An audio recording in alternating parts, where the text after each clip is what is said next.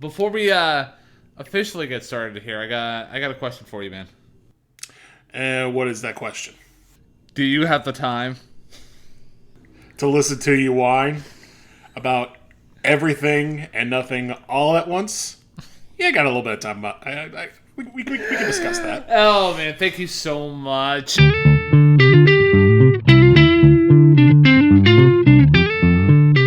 And welcome back, everybody, to the best music podcast on all sides of planet Earth. And the way that we measure that distinction is we travel to Ukraine and we go all the way to Uganda. But we take the long way around because we know geography. This podcast is called Hey, Listen to This. And it is hosted by two dashingly good-looking men who share the same middle name. I'm the one. I'm the only. I'm the one who's figured out all his doubts for someone else's point of view, Ryan James Kearns. And I am the one, the only, the one who will welcome you to paradise, myself, Matthew James Durzik. And for those of you who don't know what it is that we do here on Hey, Listen to This, we talk about music, and we talk about music in album form. Every week, me and Ryan get together to talk about an album of our choosing, whether it's an album we like, an album we want to talk about, an album that's currently on the charts, an album that has certain cultural relevance. And we take that album and we talk about it line by line, track by track, note by note. Pick out what we like, what we don't like. We talk about what we thought stood out, what we thought could have stood out a little bit more. If there is any downright crap, we'll talk about that too. And overall, at the end of every episode, we give the album a rating out of 10. We recommend an album based on the album we just talked about, and we pick a new album to discuss for the next episode, thus beginning the cycle anew. So Ryan, last time out, we discussed the new Olivia Rodrigo album, and what was your thoughts on that? Because that was an interesting review. Yeah. My overall thoughts were that, leading up into that review, at the end of the Wet Leg review, I kind of was joking around that is it going to be love or suicide with us doing Olivia Rodrigo and my thoughts and feelings about it. Well, I can firmly say somewhere in between. I didn't love it. I didn't want to throw myself off the Brooklyn Bridge, so yeah, there's that. But yeah, overall though, I feel very grateful that we were able to, do another pop music girly album review because it's going to be one of those big albums of the year. It's going to end up on a lot of year-end lists, and also it's almost a shoo-in for the Grammys in terms of getting some nominations, unless Olivia's just nope, not today, buddy. But yeah, even though I wasn't completely floored by Olivia and that album altogether, had a fun time doing the review. I feel very happy that we did it in the first place. How about you, Matthew? I was glad we did it because, again, I don't necessarily steer myself headfirst into pop music or sad girl pop these days, but I was curious about the Olivia one, and I came away probably appreciating it more than you did. If there were a year-end list I would make, which I don't see happening, it would probably go on it just because of how thorough and just well executed I thought the album was. I do expect, like you, that it'll be a shoo-in for the Grammys unless somehow there becomes a mass protest and the Grammys just simply don't exist. The artists just form their own Brexit over the Grammys. I don't know. We'll have to figure that out later. But for the time being, if the Grammys do exist, Olivia should be a frontrunner for them. Now, again, that's the Grammys. If you want to hear our opinions about Olivia Rodrigo and her album You Seem Pretty Sad for a Girl So in Love, you can either pause the episode right now or wait till the end of this one to check that episode out in full. Or, as my colleague says, you can make a Sunday out of it. Listen to as many episodes of us as you want. So, with that all said, Ryan, we now pivot back into your side of the tennis court. What do you have served up for us this week? So, yeah, I recently finished a book called Sellout, and that book, it basically covers like the sellout boom that a lot of like punk and like punk adjacent artists like experienced during like the mid 90s, starting with 1994, going all the way up into like 2007. And that's basically like the bulk of period of like music history where like bands really got shit for selling out. So the very first artist in that book, and that was the very first band that was covered within the realm of like punk sellouts, is the band that we're talking about here today. And that band is Green Day. And while, we could easily do American Idiot, I decided to, have us do the first proper, album that they got labeled as sellouts for, producing on a major label, record labels. So, and that album, for those of you who aren't aware, is Dookie. Now, for those of you who are kind of sitting there and are a little confused because somehow you live, I don't know, in Antarctica for the past 57 years. First of all, congratulations. I didn't even know somebody could live in Antarctica. But if those Antarcticans out there are kind of sitting there thinking yo, what is a Green Day? And why should I care about an album that's literally called Poop? Or the actual album's name is Dookie. Well, dear listener out there, let me do a little bit of an overview of Green Day as a whole and what led them to release Dookie. So, in 1987, our story begins, where you get guitarist friends Billy Joe Armstrong and Mike Dirnt, both 15 years old at the time, along with bassist Sean Hughes and drummer Raji Punjabi, formed the band Desecrated Youth, and, they played together in Punjabi's house garage in Rodeo, California. So, typical, high school band stuff, hey, yeah, we're kind of jamming along and everything like that.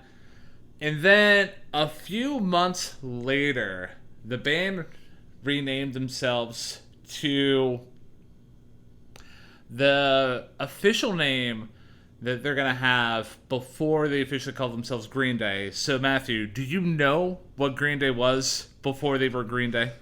Oh, boy. I feel like this is one of those ones I should know, but I don't off the top of my head, so I'm just going to take a random guess based on their earliest discography and say that they were called Slappy. No. That is a good guess, though. So the band was at this point renamed to Sweet Children. So, after renaming themselves to Sweet Children, about a year later, in 1988, Armstrong and Dirt, they began working with a different drummer. The drummer's name is John Kiffmeyer, who, for those of you who are paying attention, replaced Punjabi. And it was around this time that Hughes also left the band, causing Mike Dirnt to switch from guitar to bass, where, he would stay forever. And then it's also in this year, Larry Livermore, owner of Lookout Records, saw the band play an early gig and signed him to his label. And then in April 1989, the band released their debut EP, 1000 Hours. Shortly before the EP's release, the group dropped the name Sweet Children, and according to Larry Livermore, this was done to avoid confusion with another local band, Sweet Baby, which That's a that's a funny band name. So the group would at this point adopt the name Green Day instead, and the reason why is, well, the band members liked cannabis. So, and apparently, according to my research, Green Day is literally a day that you would spend just smoking weed. So yeah, that's a fun fact, I guess. So Lookout Records released Green Day's debut studio album 39 / Smooth in early 1990. Green Day recorded 2 more EPs later on that year, Slappy and Sweet Children, the later of which included older songs that the band recorded for a Minneapolis independent label, Skinny Records. And then in 1991, Lookout Records re-released 39 Smooth as 1039 / Smoothed Out Slappy Hours. And they added the songs from the band's first 2 EPs, Slappy and 1000 Hours. And in late 1990, shortly after the band's first nationwide tour, Kiffmeyer left the East Bay area, so kind of left Green Day as a result. So the Lookouts drummer, also for contextual sake, the Lookouts, that was the band that Larry Livemore had, and the drummer within that band was Mr. Trey Cool. So he began filling in temporarily and later, permanently. So it's at this point that we have the 3 main pillars of Green Day as we know them today. So the band went on tour for most of 1992 and 1993, played a number of shows overseas in Europe, and by then, the band's second studio album, Kerplunk, had sold 50,000 copies in the US. So basically at this point, with their second studio album, Kerplunk's, their underground success, a lot of major record labels started to sniff around at the Green Day camp, and they it created a bidding war to sign Green Day. So the band eventually left Lookout Records and signed with Reprise Records after attracting the attention of producer Rob Cavallo, and the group was impressed with his work with fellow California bands, the Muffs. So, yeah. And later they remarked that Cavallo was the only person who we could talk and connect with. So, now reflecting on this period later on, years down the road, Armstrong told Spin Magazine in 1999, "I couldn't go back to the punk scene where we were the biggest success in the world or the biggest failure. The only thing I can do was get on my bike and go forward." So, after signing with Reprise, the band began recording its major label debut, Dookie. And on September 3rd, 1993, Green Day played their last show at 924 Gilman under the pseudonym Blair Hess before the band was permanently banned because of their major label signing. So, and this was a pretty noteworthy thing. This was a thing that created a lot of rage within the Green Day community and a lot of fanzines at the time, because the one where they made their mark, where they essentially took their songs and their live shows to the woodshed, was at Gilman Street. And this was for those of you who aren't familiar, Gilman Street is basically a punk venue where if you sign to a major label, you're deemed as the biggest pieces of shit in the world.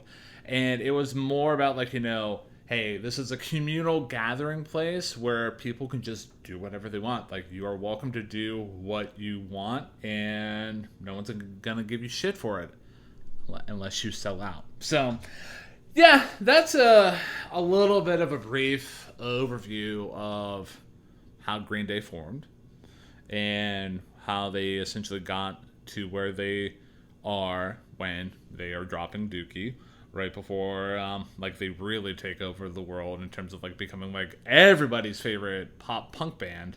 So before I give my side of the story in terms of like my relationship with Dookie and Green Day as a whole, I'm gonna flip it over to you, Matthew. What is your relationship with Green Day? Are you more of a Dookie kind of fan, or are you more of an American Idiot kind of fan? Well, I'm glad you bring both of those up because they will both become relevant in due time. Ironically enough, the story of me learning what a Green Day was started with my dad, who did not listen to Green Day all that much, if at all, but he was a drummer and he was a subscriber to the magazine entitled Modern Drummer. And as a kid, I would watch as some of his issues would find their way on, the dining room table or the coffee table. And I picked one up in 1998 where one Trey Cool was on the cover, popping his head out of a drum like he was Porky Pig. And then I looked inside the magazine and noticed that there was a picture of him in the front page of the article about him taking a bite out of a cymbal. His hair was dyed green, and as a kid I was like, oh, this guy's a little insane. I kind of dig it. But that is pretty much all I knew about Green Day throughout my childhood. Fast forward to 2004. I'm a student at Beaver Falls Middle School, and every once in a while, whether it would be for getting good grades or the fact that it was the holidays, our school would have dances. And at these dances, they would play the biggest pop hits of the day. Now, I would hear, stuff like Usher's Yeah, Lil Jon's Get Low, pretty much anything by Usher at that point. I'll throw Burn and Confessions in there.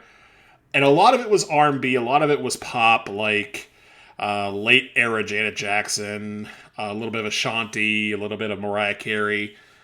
But somewhere in the middle there, just at random, the rock side emerged with one band called Green Day. And their big hits around the time, such as American Idiot and Boulevard of Broken Dreams. And this caught my ear because I was like, oh, what is this? This sounds different. This sounds crazy. This sounds good.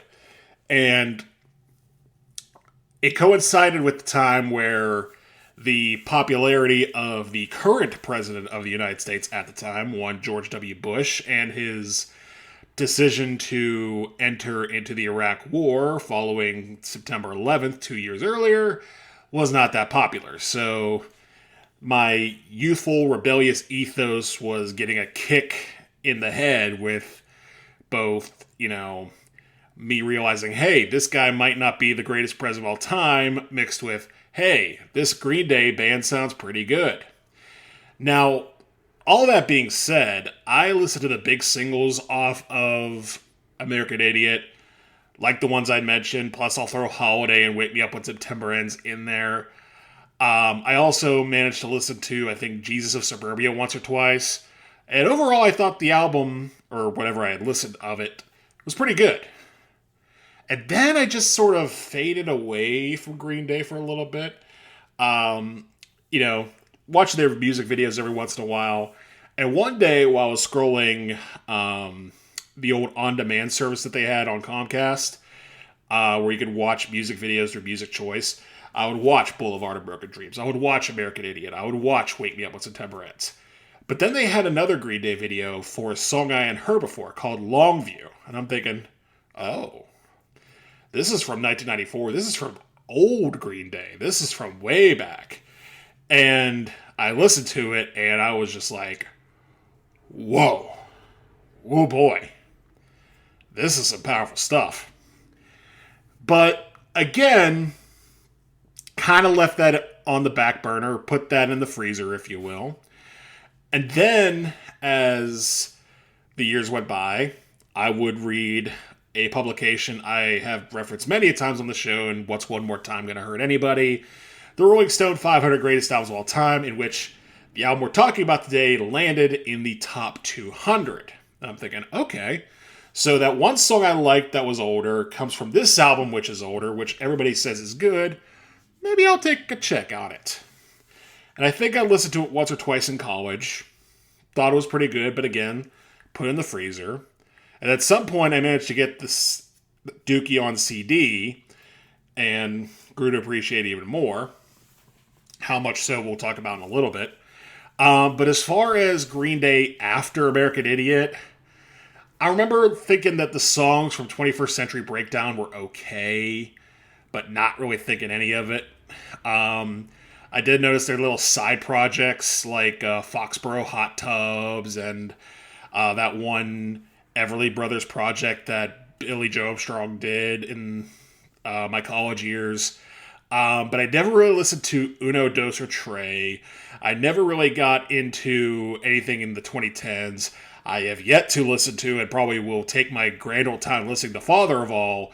But that is pretty much all well and told my backstory with Green Day. So I throw it right back to you, Ryan. What's yours?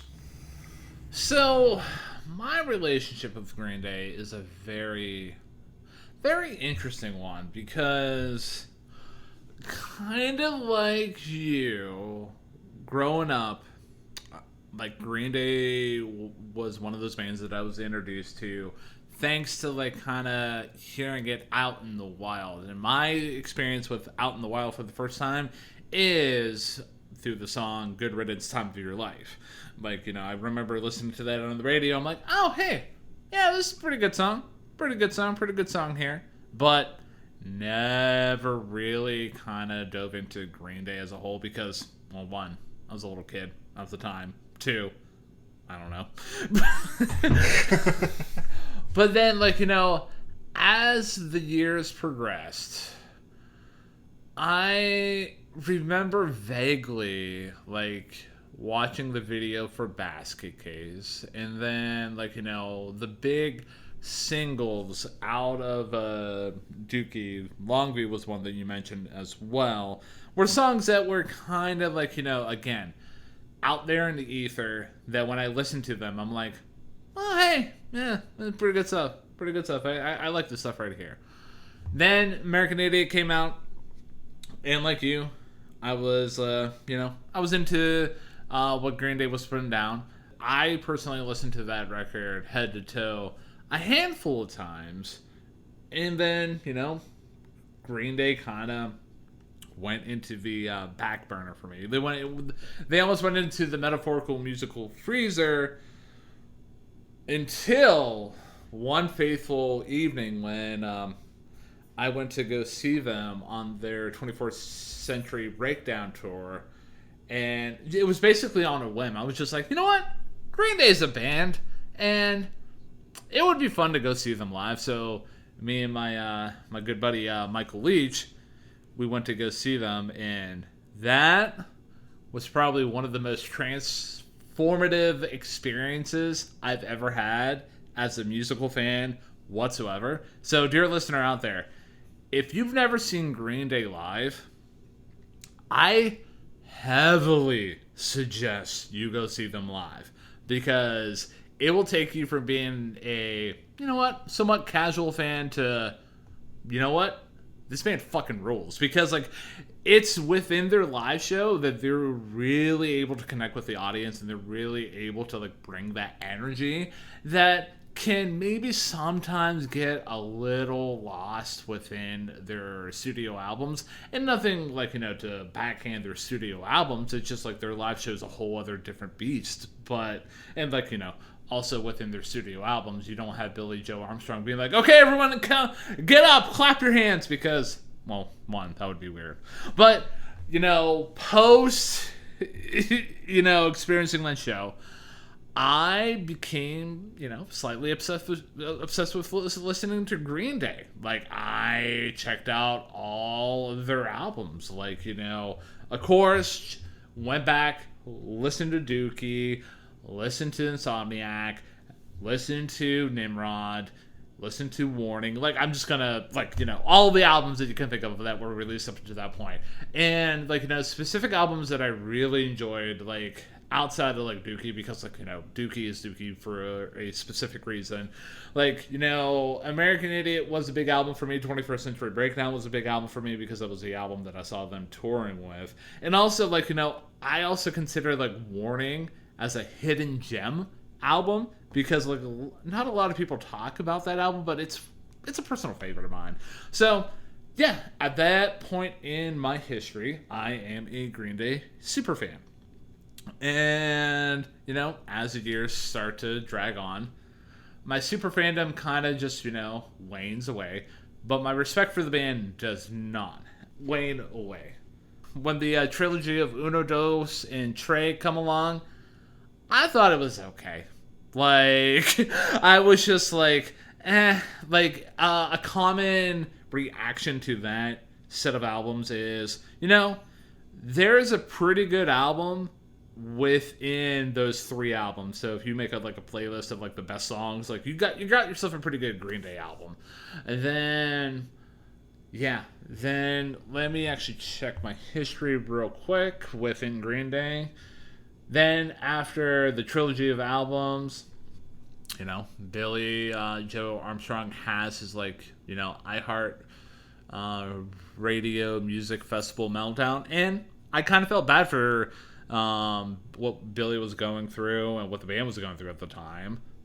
Then they came back with Revolution Radio, and I was just like, I don't know. Like, this seems like a retread of, 21st Century Breakdown with, American Idiot, spice flavored throughout that record. And then Father of All came out. And I know you said, you're going to take your grand old time with, before you listen to Father of All. You're not going to go ahead and, you're not going to make a point of listening to that record. Matthew, I'm going to save yourself a bad listening experience. Just don't. Your time is valuable. It is easily their worst album by a country mile. So, yeah, at that point, year's 2020, year of our Lord. Then, a couple years goes past. Then they released their album Saviors in 2024, and I really digged that record. It's a really good return to form from them, but not like a return to form as in what they were doing with 21st Century Breakdown and American Idiot. It almost seems like they're kind of just drawing from the well of pre-American Idiot without doing a lot of fan service. And then around this time, I and my buddy Michael Leach, we went to go see them at PNC Park when they were doing their double album tour of Dookie and American Idiot. And it's forever one of my favorite musical live concert experiences because the date is September 1st. You have Green Day singing Wake Me Up When September Ends, when the sun is setting. And I'm tis peak concert experience right there. And after that, I never really went back into listening to Green Day wholeheartedly, but they've always been a band that I've respected. And, ever since about reading about their experience with dealing with the fallout and just their rise. Well, I guess more specifically, if I want to categorize those 2 events appropriately, their rise into superstardom and the fallout that they experienced within the underground punk community for quote unquote selling out. I figured this would be an excellent platform for us to talk about Green Day and their quote-unquote sellout album. I think so. And what's surprising to me is, before we get into the tracks proper, that this is the said sellout album, because if you were to ask me, or probably most people, hey, what do you think is Green Day's sellout record? Some people might say Maybe Nimrod with its inclusion of Good Riddance. Some may say American Idiot just because of how successful and more plugged toward mainstream rock it was. Some may even go one step further and say 21st Century Breakdown because that seemed to go even more pop than American Idiot did. But Dookie, the first album that people recognize of this band that has a very unique sound, not just for the time, but even now. Yeah, I would not have guessed Dookie as their sellout record, but again, there was a lot of talk about the underground and the overground in the early 90s, and this is just a big example of that. But politics aside, when it gets down to it, we have 14 tracks to talk about, musically, lyrically, and spiritually. And Ryan, I say we get things rolling with track number 1 on Dookie, and that is, funny enough, Burnout. Floor is yours. So, yeah, with Burnout here, we get an anthem basically like kind of embodying the spirit the spirit of, like, you know, indifference to the problems of life, and, like, you know, that's basically the punk rock lifestyle, like, as many people would put it. And yeah, with Burnout here, their first definitive statement in terms of being on a major label, the first lines being, "I declare I don't care no more." Like, dude, that's an iconic opening line. Like, for me, I was just like, ow! Yeah, I fucking love that. And yeah, with Burnout as a whole, like, just even kind of flushing out the lyric writing, it's really good. Like, for this being a pop punk song, like, the lyrics here are really well written. Like, even when you take a look at the second verse within Burnout, you get lines, "Oh, apathy has rained on me, and now I'm feeling like a soggy dream, so close to drowning, but I don't mind." And, like, again, I don't want to cross compare, like, you know, two different, like, you know, pop punk bands, but you would compare something like that to, like, I don't know, like, All the Small Things by Blink-182. Like, no shade to Blink, love that song, love that band, but the lyrics are pretty simple. These lyrics are a little bit more descriptive, and this is like I would consider to be like a deep cut off the record. So yeah, just I'm a fan of the lyric writing from Billy Joe here, and yeah, speaking about like like, you know, the songwriting within Burnout, the chorus is so simple, but it lands so well. And that is going to be an often thing I'm going to say within this review.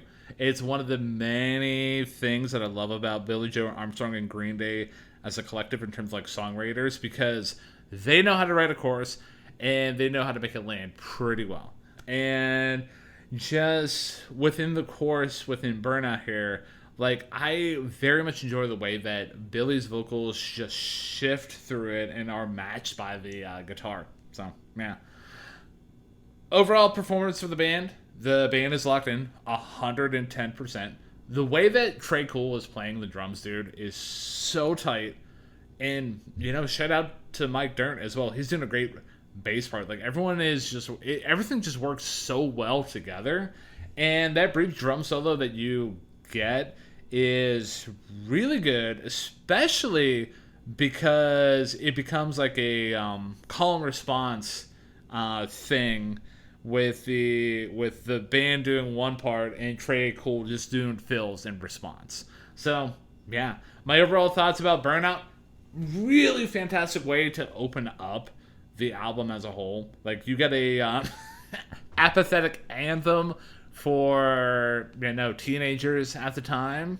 So yeah, doesn't land in a cut track territory for me. Not a top 3 song for me. I guess I'm gonna put it in the great song bucket, if I had to put it in a bucket. But yeah, great song for me, dude. And before I kick it over to you, I only have a top 3 within Dookie. I don't have a bottom anything. So first I will start where you left off. I also only have a top 3 for Dookie. And with Burnout, no breaks, all gas immediately with this album. Because not only is that opening line from Billy Joe just an absolute banger of a lyric, the band, particularly with Trey Cool's fill to get things started, just, all right, cool, you're listening to Green Day, full force, all power, let's go. And you hit the nail on the head. Trey Cool's drums and Mike Dirnt's bass are powering the song. No knock against Billy Joe on guitar. He sounds fine, and I'll get to that in a second, but the rhythm section is really propelling the musical power behind this song. You mentioned how the second verse has a lot of depth to it. I do agree, but my lyrical highlight comes in the chorus where, basically this is the chorus. I'm not growing up, I'm just burning out, and I stepped in line to walk amongst the dead. Like, dude, that is a line that is both, very self-reflective, very apathetic, and also a call out to those who are willing to fall in line to just grind out the everyday routine against their own wishes, which, it's 2026. Look around you. There are probably hundreds, if not thousands, of people whose lines can probably be described by the chorus of this song. And you mentioned the bridge, how the call and response between Billy Joe and Mike and Trey are just killer. But what I love about it the most is that it's a bit of a red herring, because after the second chorus, you get this build up. And our rock brains are thinking to ourselves, okay, this is going to go into a guitar solo. This is going to go into some sort of, soaring, windows down, treble-friendly, high-register guitar solo. Riffs and drum solos in a call-response format. Like, the first time I really registered it for the sake of this review, I was like, holy shit, these guys are just really pulling the rug out from everybody on this one, and I very much respect that. So that was my highlight musically for Burnout. And I agree with you. Great way to start this album, but it is not in a cut track territory for me. It's also not my top 3, so I, like you, am putting Burnout in the great song bucket. To even add more context to the time of 1994, for those of you who aren't aware, the music industry essentially got, disrupted by Nirvana because, they basically took the hair metal that was, permeating the late 80s and, basically died off in the early 90s thanks to, them, and basically just took a nuclear bomb to the music industry. And then, unfortunately with Kurt Cobain's passing, the band was no more. And a lot of music industry heads were like, oh, hey, what's going to be the new Nirvana? Well, a lot of people pointed towards Green Day and this album that we're talking about here today, Dookie, as being the next Nirvana / Nevermind.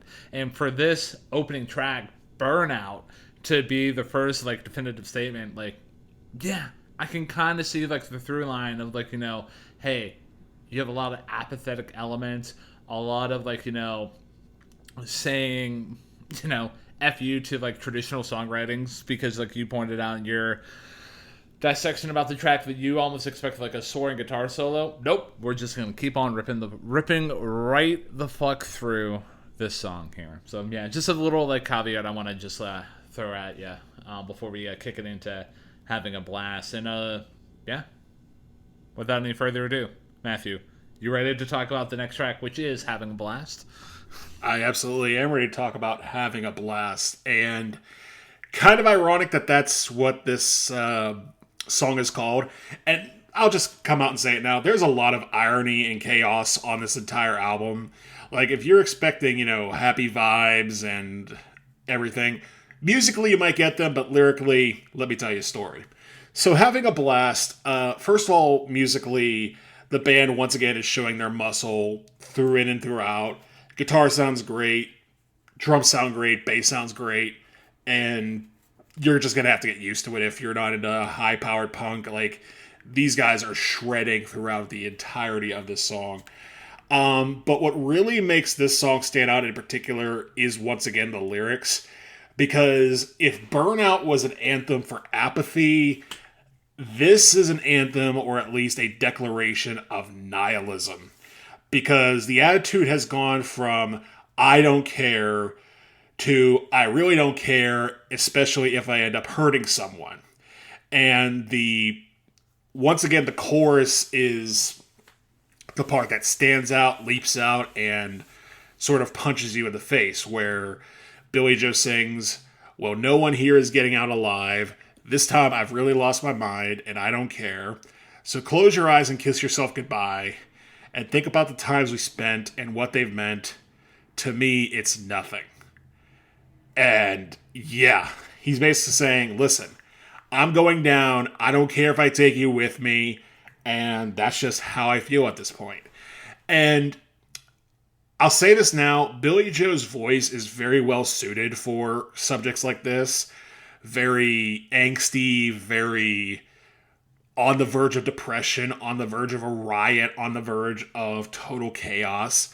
Like, his voice is very, very, very well suited for that.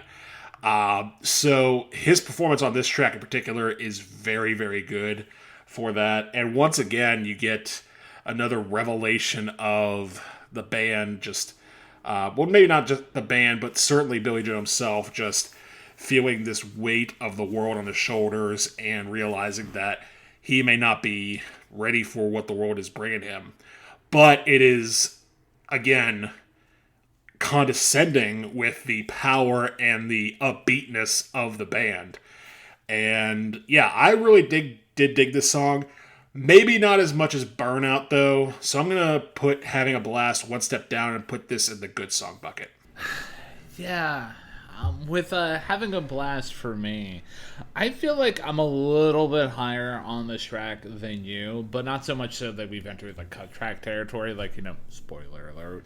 But you did an excellent job, like, you know, setting the table and talking about, like, you know, the song essentially being a metaphor for, like, you know, like bottled up emotions, and, like, you know, basically, like, you know, instead of being like, I declare I don't care no more, this is basically like you said, like, this is like, hey, I'm taking you all down with me, which is the opening line of this song here. And Billie Joe himself has been quoted saying that this song is about wanting to blow yourself up because you're going through some kind of torment.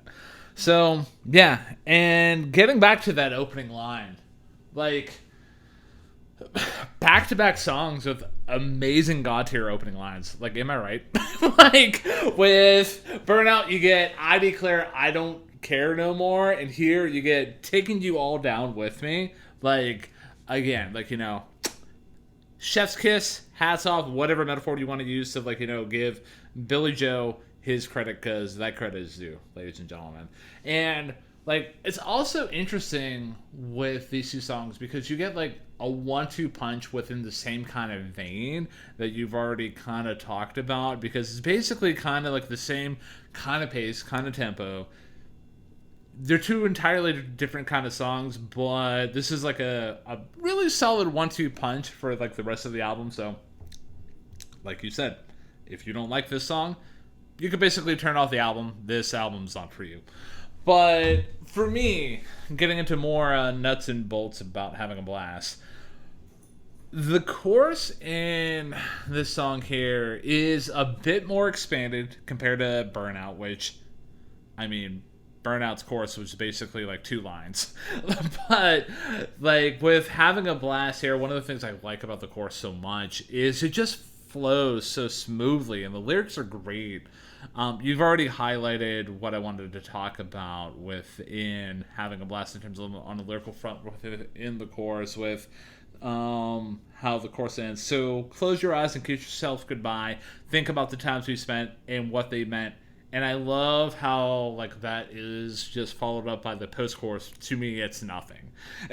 And just within the chorus itself, you really get this sense of like a really nice flow within the group while you have this manic energy, which is like, absolutely entrancing to me.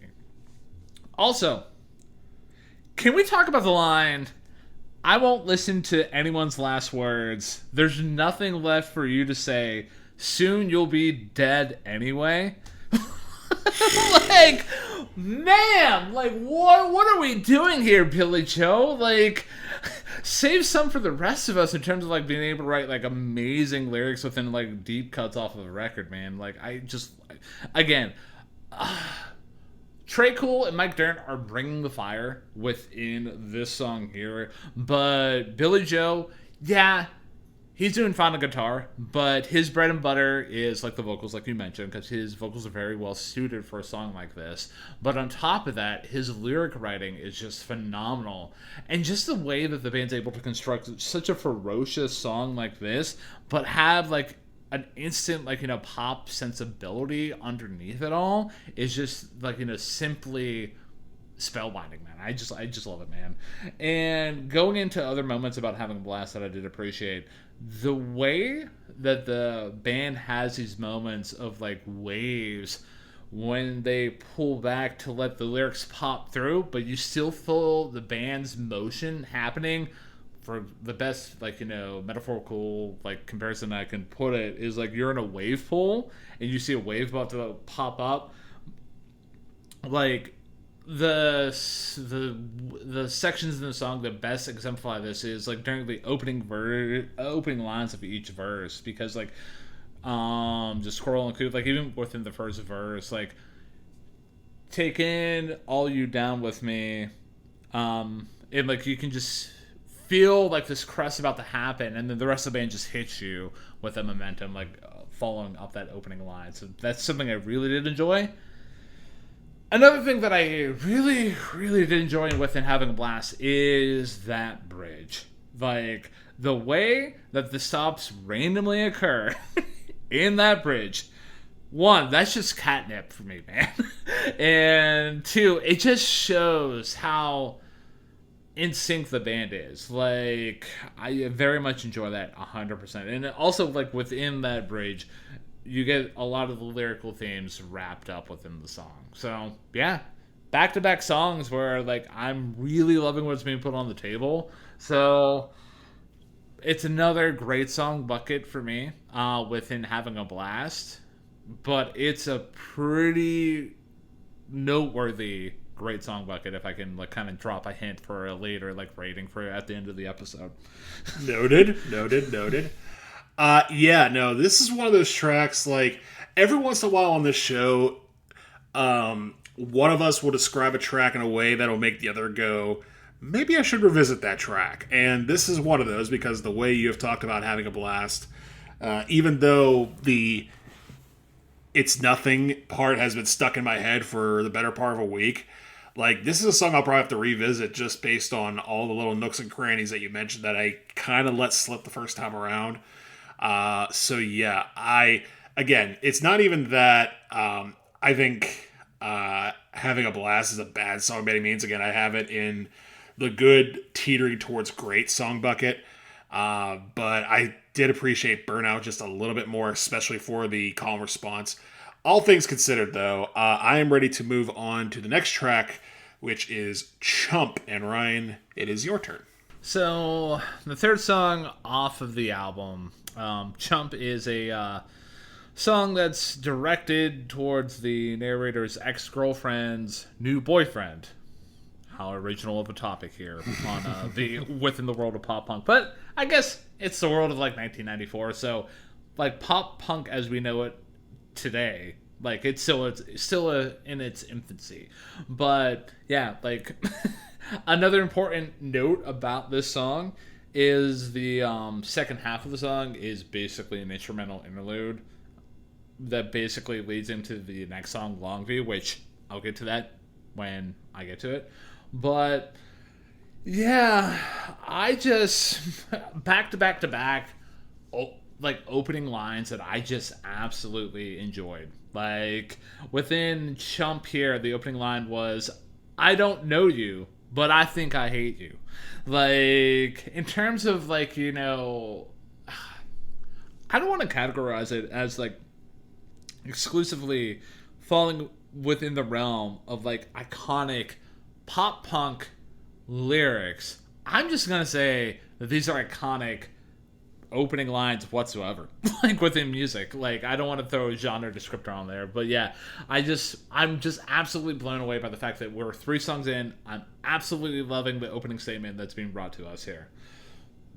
Within Chump here, though, things are kind of getting into a groove instrumentally and lyrically, because again, like within Chump, like this is another kind of like a take on the traditional, like, hey, let's kind of rip into like, you know, the pop punk kind of groove, and yeah, oh man, I hate you, like, you know, this new lover, my ex lover, like I think like you're just a poo poo head, and I'm like, okay, I don't hate this, but admittedly, out of the first 3 tracks off of the record, this one is the weakest of the 3. But it's not a bad track whatsoever. Like it's not a misfire at all.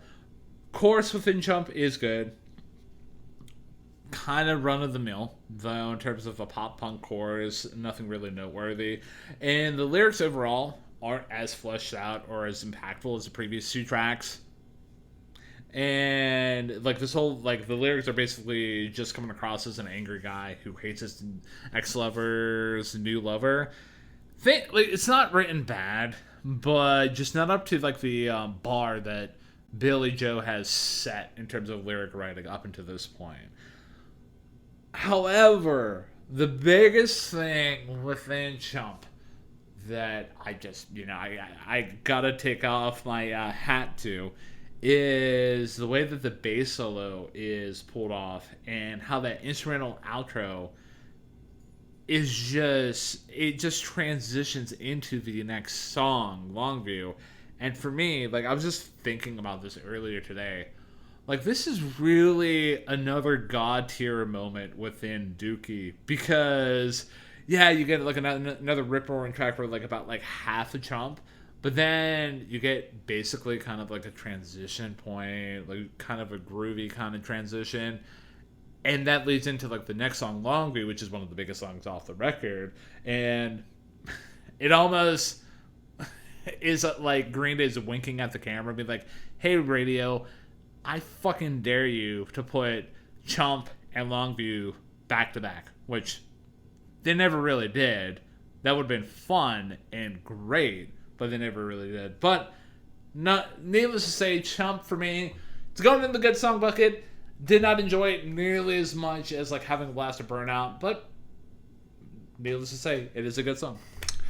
I'm pretty much right there with you on Chump. However, I do think there is one element of this song that I think stands out that I don't think you mentioned, is that you mentioned how the trope of, hey, I hate my girlfriend's new boyfriend is not a new thing in pop punk. And I agree with you on that. But in context of this album as a standalone, the way I took this song was, this is Billy Joe, or the protagonist that Billy Joe's playing, going from apathy to nihilism towards everyone to perhaps some self-regret. Because now, instead of realizing that, hey, I hate my girlfriend's boyfriend, but then again, maybe the reason they're together is because I suck. You know, maybe I'm just dumb. I'm a chump.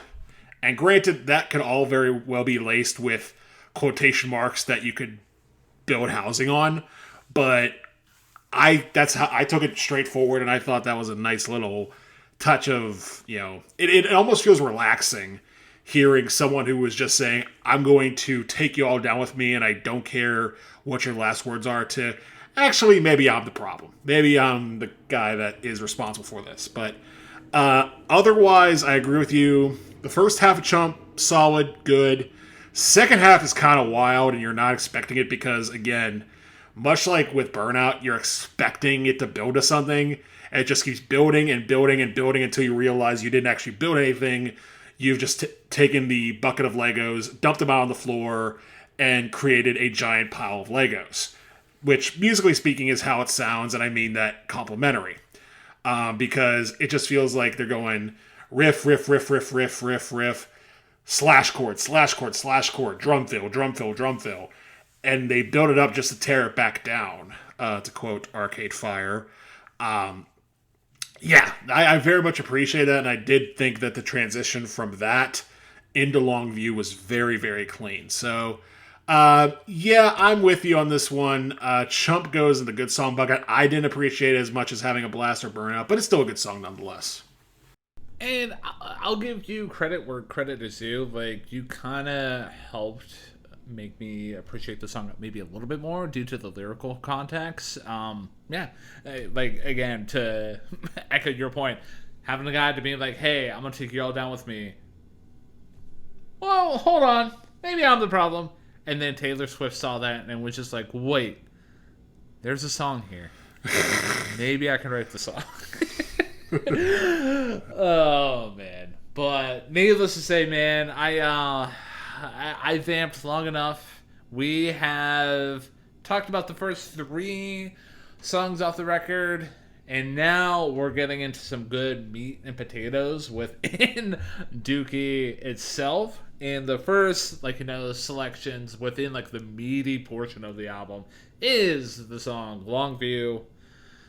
Matthew, the floor is yours. Thank you, good sir. And we leave off Chump with Trey Cool transitioning from a very straightforward 4/4 punk beat to a very shuffly, almost kind of jazzy beat. Kind of almost feels like you're listening to Sing Sing Sing and Gene Krupa doing some tom work on the back there. But the way Trey plays it is a lot more tight and a lot more in the pocket with the shuffle beat. And that goes on for a few bars before Mike Dirnt pops in with what I could easily say is one of the greatest bass performances in rock history. Not just punk rock history, not just pop punk history, all of rock history. Like, how many other bass lines can you think of that are as iconic as Longview's? I can't really think of a whole lot. And it's this duo of those two that really, once again, are just putting the song on their shoulders. Because, yes, you do get a little bit of guitar for Billy Joe, and we'll get to that towards the end of the song, but mostly it's bass and drums, and it is just a delight to hear. Because basically Mike is taking the role of guitarist. Not surprising that he was one at this point, because he's basically using the bass as guitar to make that riff, and it just sounds so good. Then we get to Billy Joe, and we get to the lyrics of this song, where Billy Joe is doubling down, if not tripling down, on the self-awareness of Chump with the realization that, hey, maybe I do in fact suck. Maybe this sucks. Maybe this whole being at home thing with nothing to do is just a waste of time. But, oh well, what's one more little trip down memory lane gonna cost me? And you get, you mentioned how the first 3 tracks all have iconic opening lines. Let's make it 4 for 4, because when he talks about, I sit around and watch the tube, but nothing's on. I change the channel for an hour or two.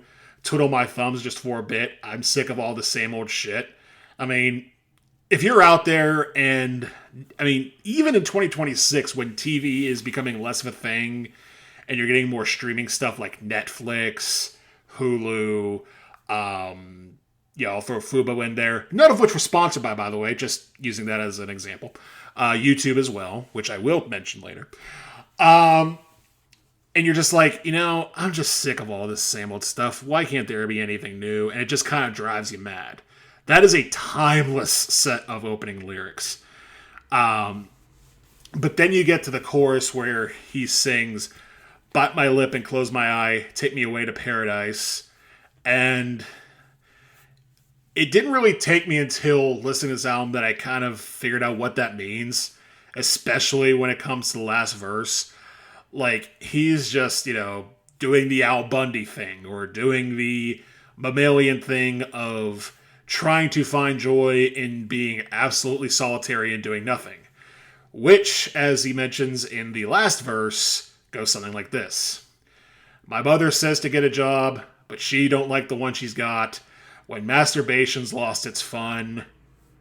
And yeah, he's basically saying, even this isn't fun anymore, but I guess it feels good, so let's try it, I guess. It is basically a self-defeating admittance of being a loser. And Billy Joe is just absolutely knocking out of the park with his vocal performance. And speaking of the chorus, it just absolutely explodes out of the speakers whenever it comes through. Like, again, Mike and Trey do a great job with that riff, but once Billy Joe's guitar comes in and the band just swings together, it just absolutely blows out the speakers each and every single time. And it just hits so well. The bridge itself is nice too when he's talking about, where is my motivation? No time for motivation. Smoking my inspiration. The guitar solo, not much of one, just riffing, but still sounds really good. And the outro is really, really nice because basically you have the riff with Billy Joe playing a call response with himself on guitar just as things nicely fade out. Almost has a country and western feel to it overall. And yeah, man, like this song became a big hit for a reason. It sounds great. It's powerful. The lyrics are fantastic. The performances are all around top tier. And finally, we have cracked into top 3 territory for me. And I thought about this long and hard, but ultimately at the end of the day, I'm going to put Longview as my second favorite track off of Dookie. So, you did a very, very excellent job talking about these songs, like nooks and crannies. So, hats off to you. A lot of what I'm going to talk about is going to be like, me being like, I agree. But let me provide some context within the song, and then I'll agree with you on a lot of the stuff that you said. Is it going to land within my top 3? Well, we'll find out at the end if we're going to ultimately agree. But I digress. So, Longview, debut single from this album, and you did an excellent job talking about like what the song is about, and the title itself was taken from a Washington town where it was first played. So that's a fun little Easter egg right there, little fact nugget there that I got for the dear listener. Lyrically, yeah, like I said, and like you said, the song is basically about spending a day sitting at home doing absolutely nothing. And again, you got to think about it, the spirit of the time, and kind of contrasting this song to Burnout, where, hey, we have this sense of apathy within Longview, and apathy of the time. So yeah, this is very much capturing the angsty zeitgeist of the time. So yeah, just want to echo that point one more time. Fun fact about that iconic bass lick that you talked about within Longview, because I agree with you wholeheartedly. Even note for note, the notes that I had here for Longview was just most iconic bass riff within punk rock, if not all of music history. So I was right with you 100%. Ladies and gentlemen, me and Matt don't share notes for our episodes because otherwise it would be not as organic with him whenever we have Fight O'Clock City here on Hey Listen to This, but I digress. So, yeah, that famous bass line was written one night when Mike Dirt was very high on LSD. And what remains on the album to this day is what he and lead singer Billy Joe Armstrong could recall in the following morning. So, yeah, this is not a pro-drugs message. That was just a, hey, this is just what happened. Dear ladies and gentlemen and kids out there, no, don't do drugs. There's other ways to be creative. But this is how that bass lick came to be. So, and yeah, Also, I did drop that fact nugget about where this song got its name, but the band had already written the song prior to arriving in the city to perform it in. So it was just like an unnamed song, or had like a different name. The different name I couldn't find, but yeah, just getting into the nuts and bolts about the song as a whole. I agree with you 1,000% to the moon that bass line is iconic. That's one like the only thing I can think of is like maybe the only other iconic like bass riff that I can think of that can maybe compete with it is another one, "Bites the Dust" by Queen.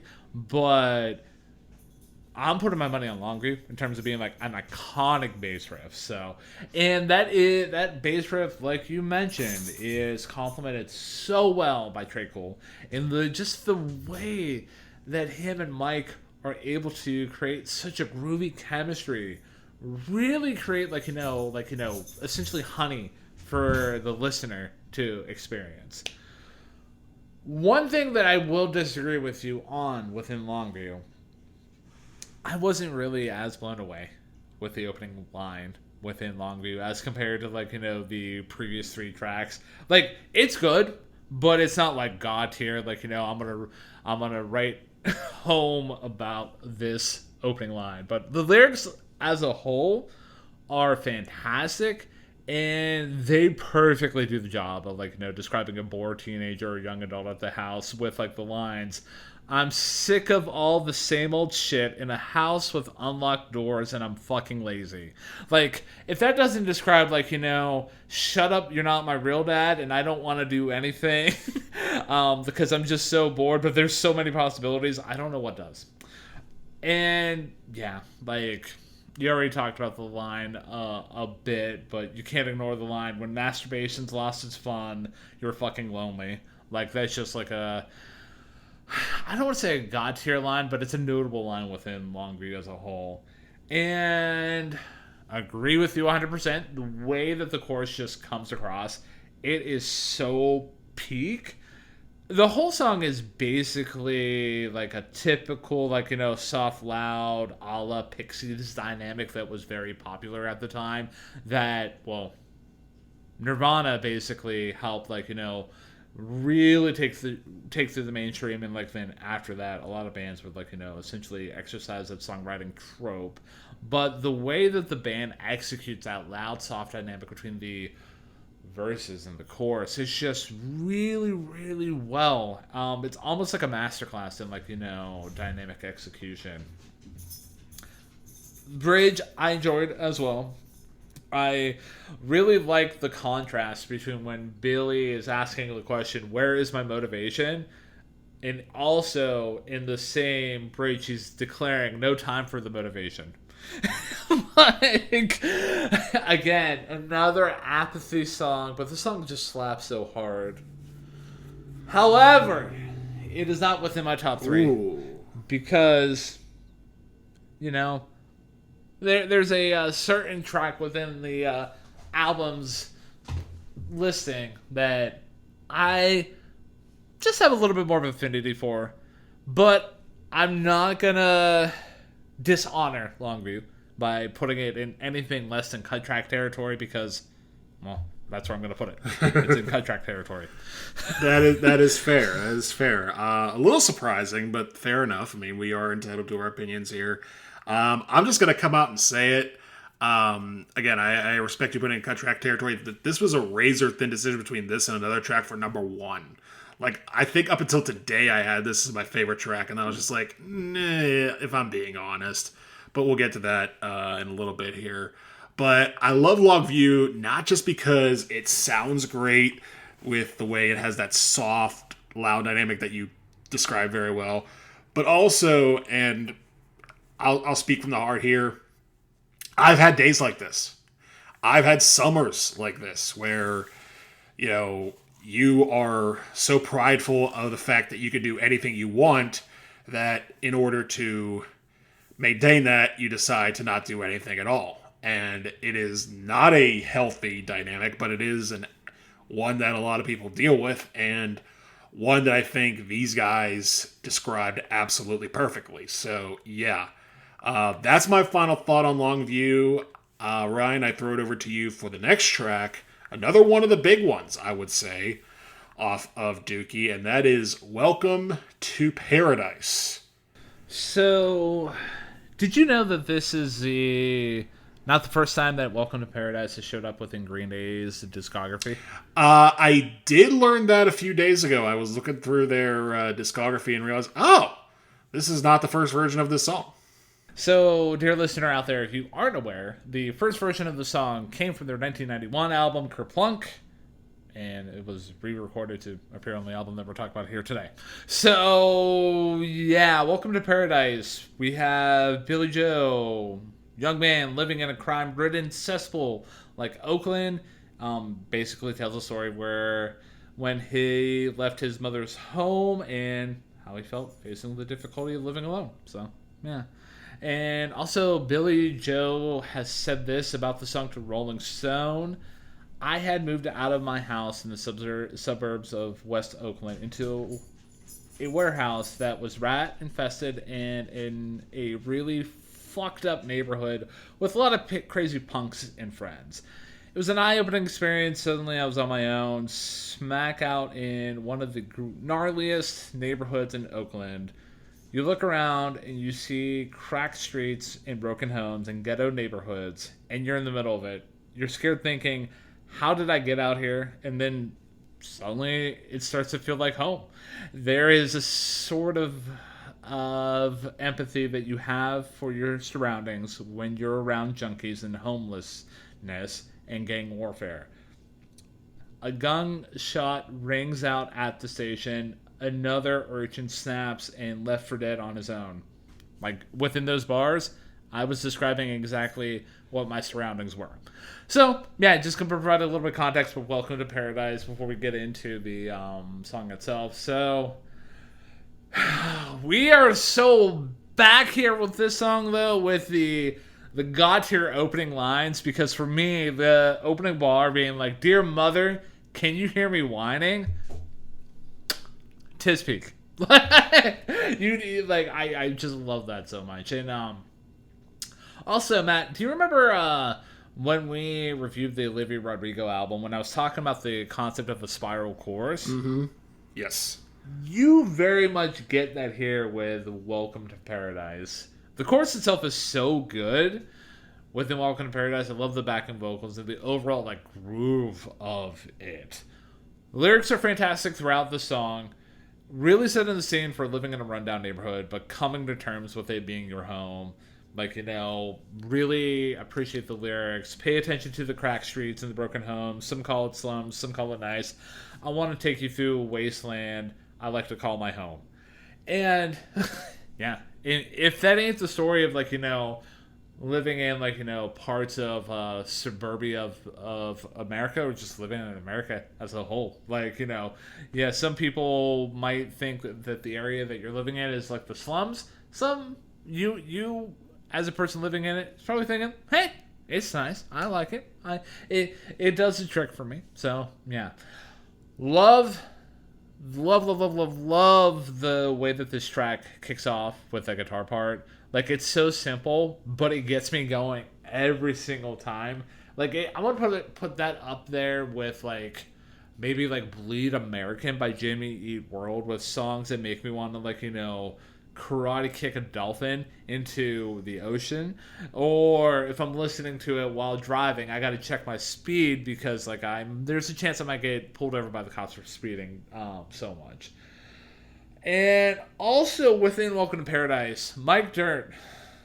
Holy shit, dude. You're doing a fantastic bass line here, dude. I very much appreciate what you're putting down here on the table for us to listen to. Instrumental break is fantastic within Welcome to Paradise. It effectively acts as the song's bridge. And I love the build that you get here. And just overall with Welcome to Paradise, I didn't put this in my final notes, but quite honestly, this is another cut track song for me. I appreciate this song every single time it comes on. And there's just something that this song does to me that makes me want to run through a wall and go karate kick a dolphin into the ocean. So, karate kicking a dolphin into the ocean does not somehow enter your top three. That is this. I'm starting to paint a picture here of where we're going to be landing with your final thoughts on Dookie. But my thoughts on Welcome to Paradise, I agree with you wholeheartedly that chorus is absolutely the highlight of this song. Don't get me wrong, the opening guitar is great, but I almost described it as like a descending harmony, like similar to Paco Bell's Canon. And it is executed perfectly, that spiral chorus that you mentioned, where it just goes, the descending harmonies. It just sounds so good. To me, this sounds like the power pop, like all the elements of power pop we got on Burnout, Having a Blast, and Chump. Just all the good elements from those songs, like combining into one full-fledged punk pop masterpiece on this track. And once again, the key thing here that Green Day is preying upon is the irony of their upbeat sound. They're almost the very poppy sound of the chorus, with, again, Billy Joe's description of living in a cracked out, punked out, I don't know what I'm going to do or if I'm going to live another 24 type of situation compared to living in the suburbs. But hey, while I'm here, welcome to paradise. Enjoy, living among these sandy beaches of the cracked sidewalks of Oakland, California. Poor Oakland. Like, again, we're talking about this in 2026, where since 1994, they have lost all of their sports teams. The A's have gone. The Warriors are in San Francisco, across the bridge. The Raiders are in Vegas, and it just kind of sucks out there now. So I feel bad for them, but Billy Joe, I guess, knew what he was talking about, because it has not gotten much better. But again, the band just is tearing things up at 100 miles an hour. You're very right that this song could get you pulled over on the speedway. But at the same time, wherever you're listening to it, in your car, in your headphones, at a dance party, if that were to come up, it just sounds good each and every single time. And unlike you, I do not have it in cut track territory. It is in my top three as well, and it lands at number 3. Oh man, you kind of surprised me there, because when you're like, oh, it's not in cut track territory, I'm like, okay, I can get it. Oh, it's your third favorite. All right, cool. I kind of have a sneaking suspicion what might be your favorite song off the record, because, well, but yeah. So we've gone to like almost halfway through the review here, man, and you've revealed 2 out of your 3, and I've yet to reveal. Well, I've revealed some cut track, but I haven't revealed, like, in terms of, like, favorite songs off the record yet. So, yeah, it's gonna be fun, man. I'm having a blast, man. Fair enough. I'm having a blast too, and I am very curious to see what your top 3 is. I'm putting my money on one of them, just because reality. I'm not so sure about another one, but we'll get to that when we get to it. But for right now, I'm just going to go ahead and push things along with Pulling Teeth. Push, pull. That's kind of funny. And this track is definitely pushing more towards the pop sheen of Green Day, and it's surprisingly tender.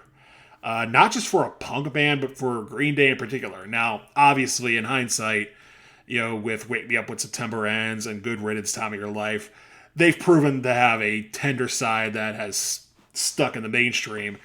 But even for this album, it kind of comes out of left field, because this almost feels like something you would get with like this sounds like a song that would inspire or has been inspired by Weezer's Buddy Holly, because it has a very 50s, very sweeping ease type of feel to it that takes a lot of the rage out of the likes of Welcome to Paradise or Burnout even, where you get pretty much what is a straightforward pop song with a lot of harmonies, a lot of very melodic sounding tones. Like Billy Joe still sounds like Billy Joe, but there's a lot of harmonies that help accentuate this to more of a pop feel. Like you talk about how Welcome to Paradise reminds you of Jimmy Eats World. This song reminds me of Jimmy Eats World. Like this is something that could be placed sort of embedded into a album like Bleed American. Like I'm thinking immediately of the F.O.D song in regards to Pulling Teeth. Like it definitely has that very similar type of vibe to it. Much more of a poppier punk than punky pop. And what's funny is that I mentioned earlier that Billy Joe would eventually do a full-on cover of an Everly Brothers album. And this song makes that notion less surprising because, again, this feels very much in tune with the late 50s, early 60s type of teeny bop light rock that you would get from the Everlys, or maybe for a later example, Peter and Gordon, or Simon and Garfunkel even. Like it definitely has a bit more of a pop flourish to it. And the band sounds great. The vocals sound great. I did notice how Trey Cool was being a little lighter with the drums, and that makes so much difference on a song like this. Like you can hear a lot more ride cymbal, a lot more of a straight 4/4, not a whole lot of fills. Like it's very, very like clean, very articulate. I appreciate it a lot for what it was. I didn't dive into the lyrics a whole lot with this song just because I was so knocked back by the sound of it. I was like, oh my, this is not what I was expecting from Dookie, specifically, let alone Green Day as a whole. But yeah, I very much appreciate this. I'm putting Pulling Teeth in the great song bucket. So I'm gonna pick up where you put the song's dissection down in your overview of Pulling Teeth, and I'm gonna first talk about the lyrics.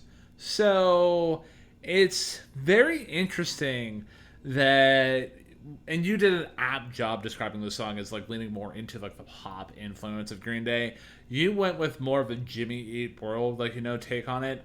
I honestly took it as like, dude, I could see the Beatles doing this song back in the day.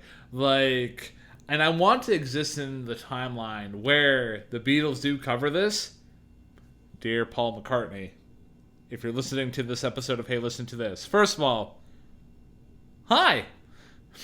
Second of all, I'm looking at you. You know what to do. But yeah, the lyrics here, like, they're great. Like, the song itself was written from the perspective of a man who is being abused by his girlfriend, and somehow he can't get out of the situation.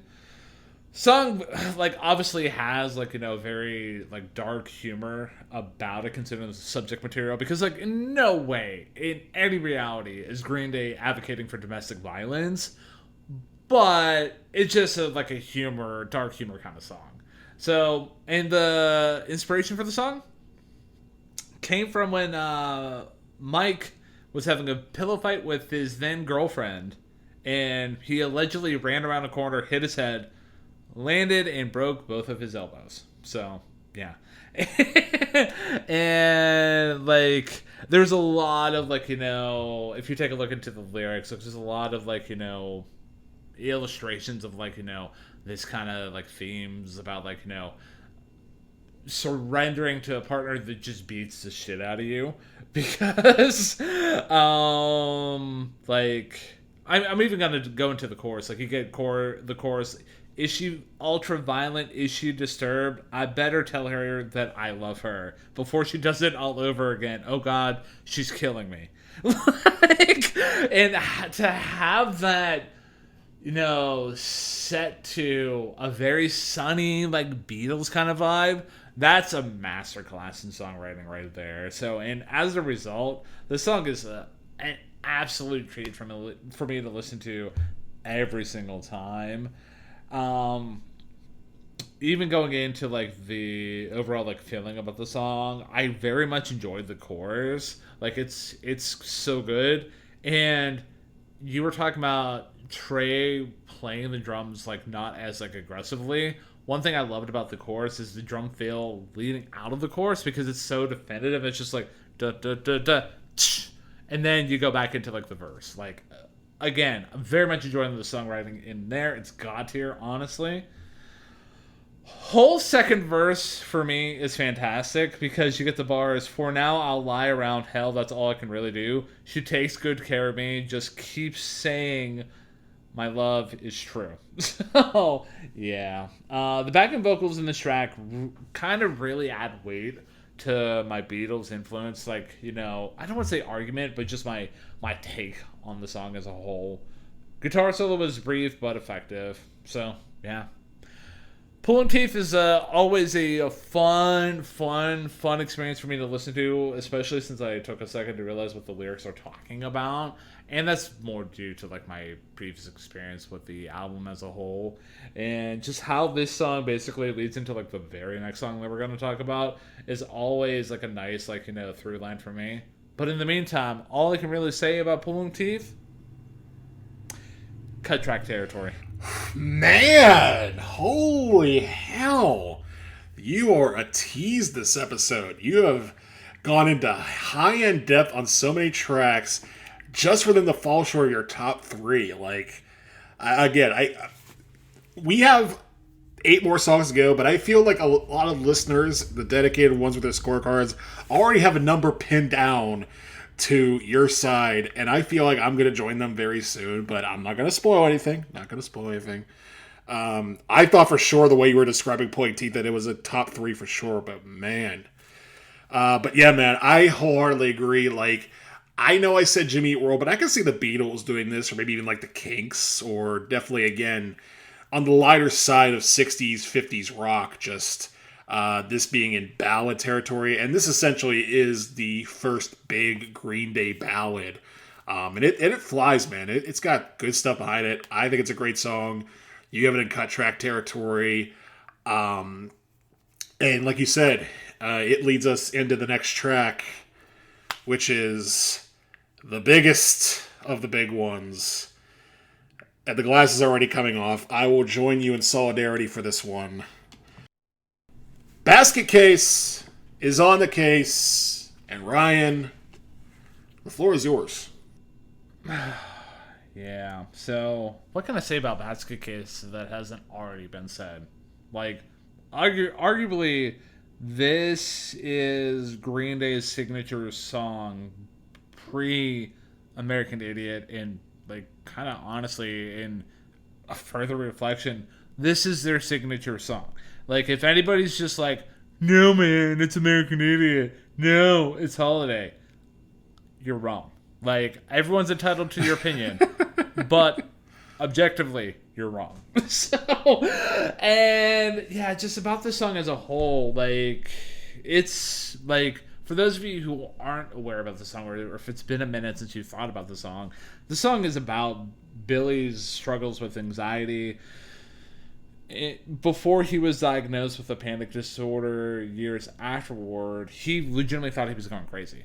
Like, Armstrong commented at the time that the only way I could know what the hell was going on was to write a song about it. So when he's singing bars of like, sometimes I give myself the creeps, sometimes my mind plays tricks on me, it all keeps adding up, I think I'm cracking up. Like, that's legitimately coming from his own personal processing. So knowing that just elevates the song to a different level for me.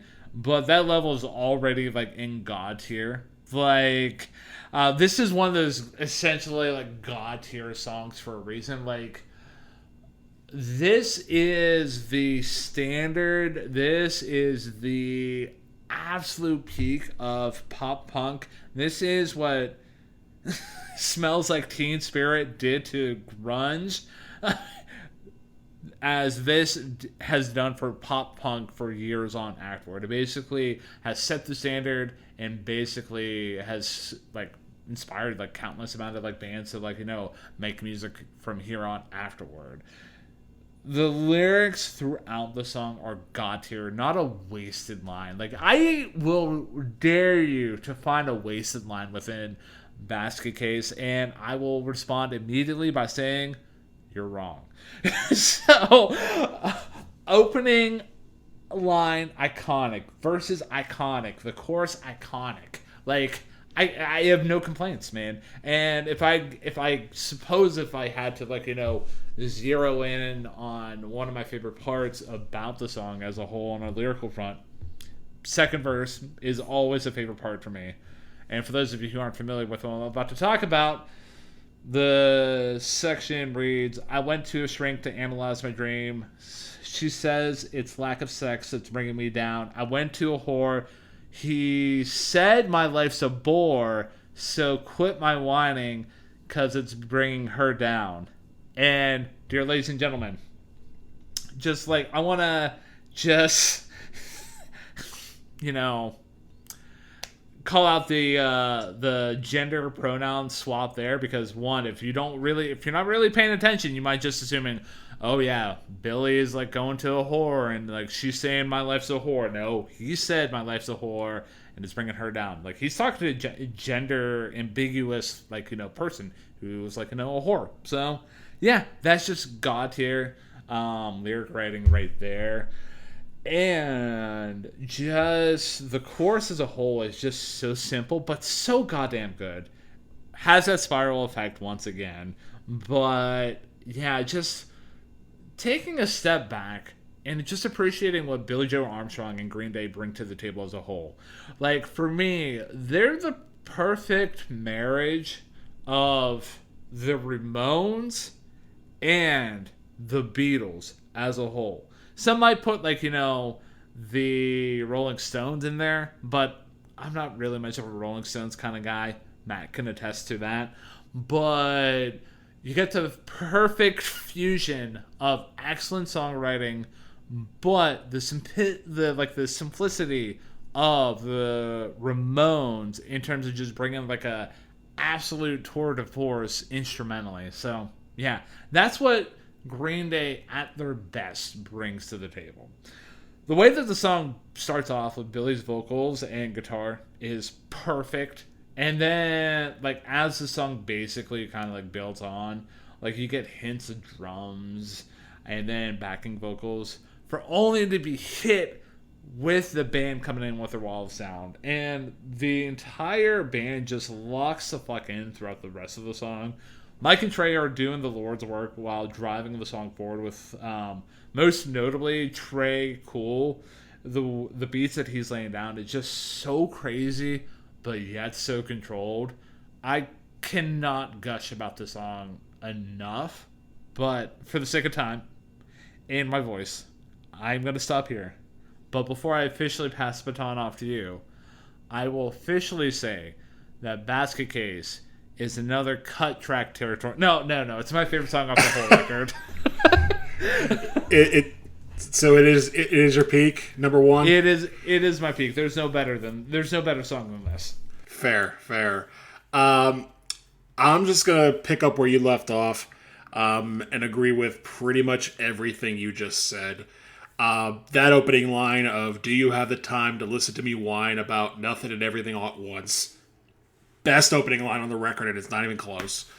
And the way that, I'm not sure if you brought this up, so if you did, feel free to, alert me. But in that first chorus, and the first verse and the first chorus, the way that everything builds, you get Billy Joe on top of the riff, just doing his thing, and then you get Mike Bass slipping in the bass and the background vocals on the chorus, and it just adds that little bit of level.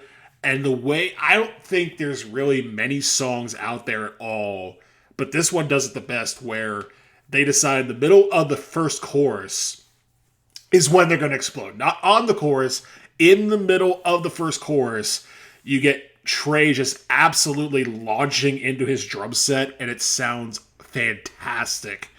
And then after that, they pull right back.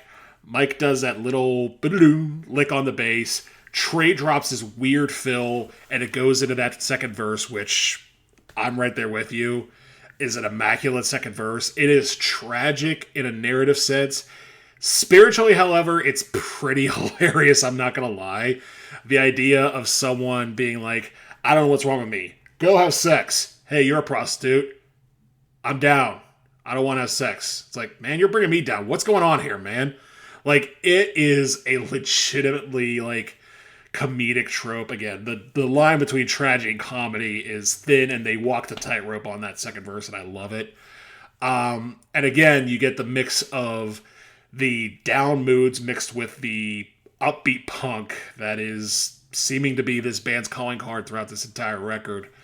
The one line or two line bridge of grasping to control, so I better hold on, that's just an excellent line. And did I mention the band sounds incredible on this song? Because they do.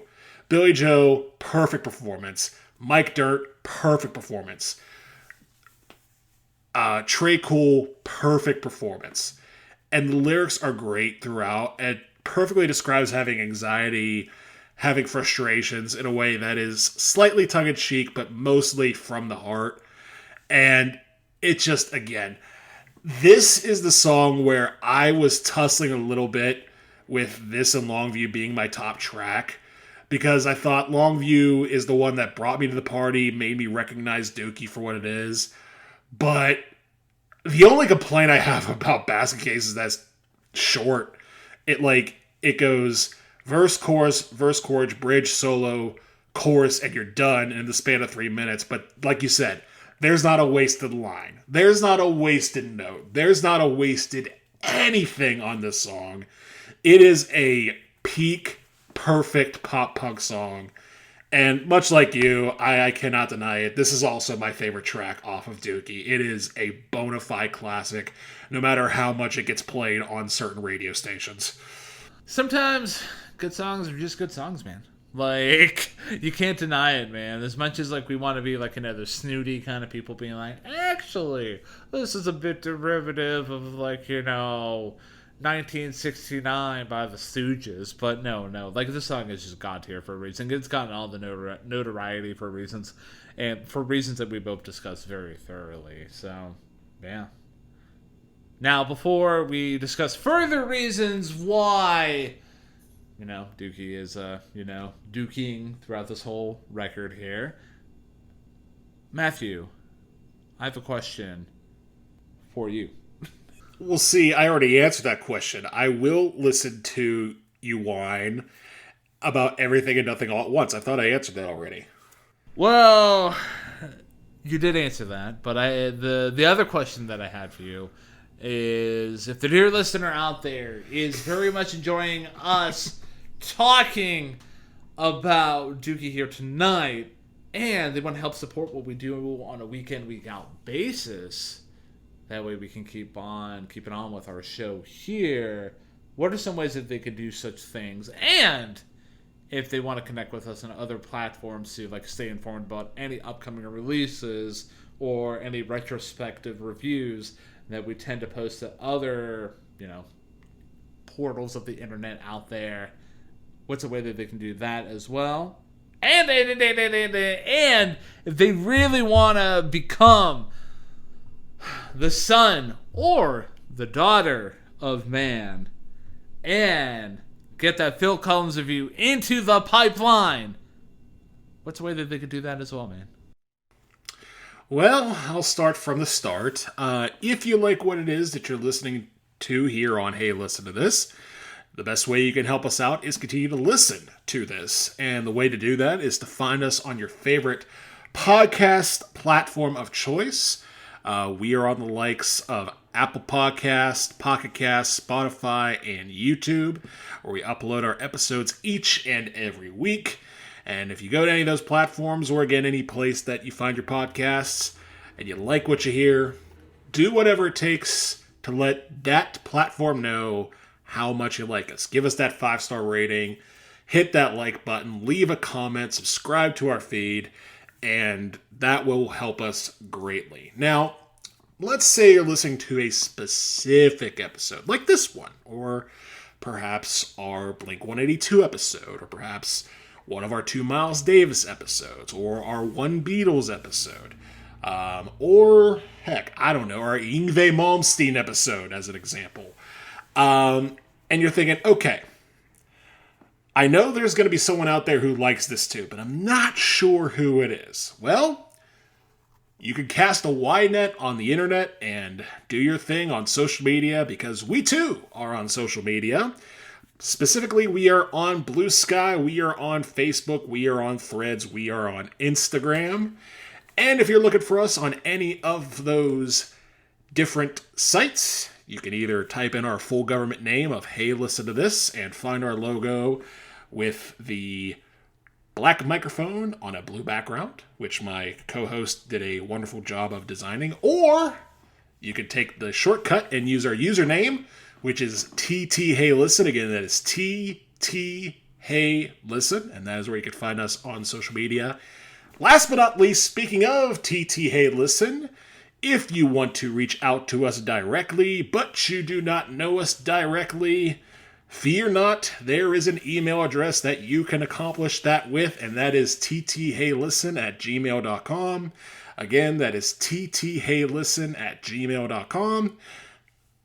Whether or not you want to use it to leave us some positive feedback, some critical feedback, or if you want to rewrite history, as Ryan said, and recommend that Phil Collins album for us to talk about, or any album for us to talk about, because we have done listener requests in the past, and we would love to do that again as well. So that is how you can do that. To recap, you can listen to us by going to Pocket Cast, Apple Podcasts, Spotify, or YouTube, or wherever you find your favorite podcasts on a weekly and regular basis.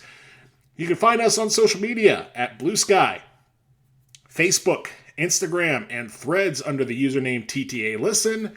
And you can reach out to us directly, whether you know us directly or not, at ttheylisten@gmail.com. And again, to any and all of you who have done any of those things throughout our first almost 3 years of doing this podcast, thank you, thank you, thank you, thank you, thank you, thank you. Again, me and Ryan are not part of any major podcast network.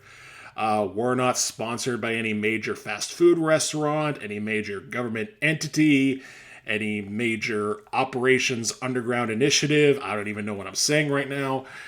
We are just 2 dudes who love to talk about music, and we love that you're along for the ride with us. And from one dude to another, Ryan, as always, thank you for being such a wonderful co-host. It felt like this episode and this band was a long time coming. One of these days I might slip in a Rolling Stones episode, but regardless of who we're talking about, it has been a fun and wonderful time, and this episode is no exception. Absolutely, man. And the main crux of this show is basically that. No matter who we're talking about, it's a fun time. It's an awesome time for you. Like, whether we're talking about like iconic albums like this, or we're talking about like, pop music of the current day, as we did with our last review with the Olivia Rodrigo album, or if we're sharing like, kind of like niche and more like, us specific kind of like music artists. Like, either way, we become better music fans. It's helped me become a better music listener, because like, a la when we were just talking about pulling teeth, I'm like, oh, that's a Beatles influence there. If you were to try to pull that out of me prior to doing the show, I would be like, yeah, I guess so. But that's something I proactively now have listened for. I can pick out influences, and it's thanks to the show. And like, it's always a fun time doing the show with you. We make quite the pair. So, and yeah, like Matt said, dear listener out there, thank you for coming along with the journey with us. Whether you're here just to hear us banter, or you're here to like, learn about music and just hear our takes on like, specific albums. Either way, we're happy that you're here. If you're here listening to us because you hate us and you just like hurting yourself, well, Okay, but you do you, honey boo boo. But in the meantime, what we're gonna do here on this episode of Hey Listen to This, we're gonna get back onto the Dookie train, and the way that we do that is we talk about the fifth and final single from Dookie, and that track is She. Matthew, why don't you kick us off, my dude? I will indeed kick us off side B of Dookie with She. And right away, Mike Dirnt on the bass. Ladies and gentlemen, he is out front. He is commanding with his performance, much like he did on Longview, although not quite in the same level of riffage as Longview. Like, Longview is one of the most iconic bass lines of all time. This is just a really good performance by Mike Dirnt. And the way that it is mixed, and I feel like we need to shout out Rob Cavallo just a little bit more on this episode, because the production throughout, and She is a prime example of it, has been absolutely pinpoint fantastic. Like, I no notes on just how clean this band sounds despite its raw power and rage. Like, it just sounds very, very polished and very, very professional. Sellout, some might say. But the point being, Mike Dirnt sounds really good, and Trey Cool is locked in very tight on the groove to start things off. And then you get Billy Joe's vocal, which is, once again, like pulling teeth, surprisingly tender. Like, it's very soft and very melodic, and a lot of that sort of nasally, angsty vibe that you get from a lot of Billy Joe vocals is a bit toned down, at least at the start of the song, where it almost feels like it's a ballad, almost like a folk ballad in a sense. And it creates for a very, like, nice, pleasant opening that completely goes haywire once it gets to the chorus, which, in my opinion, is up there with some of the hookiest stuff on this album.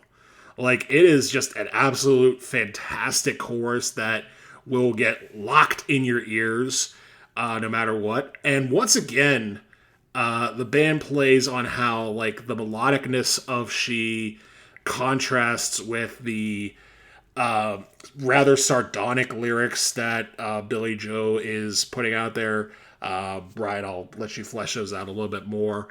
But yeah, man, like, the way that you get Billy Joe howling into that guitar solo is just peak party time stuff. And the way that everything just sort of ends on that chorus and cuts out cleanly. Like, this, honestly, if we had been reviewing this 2 years ago, I might have slipped this into my top 3.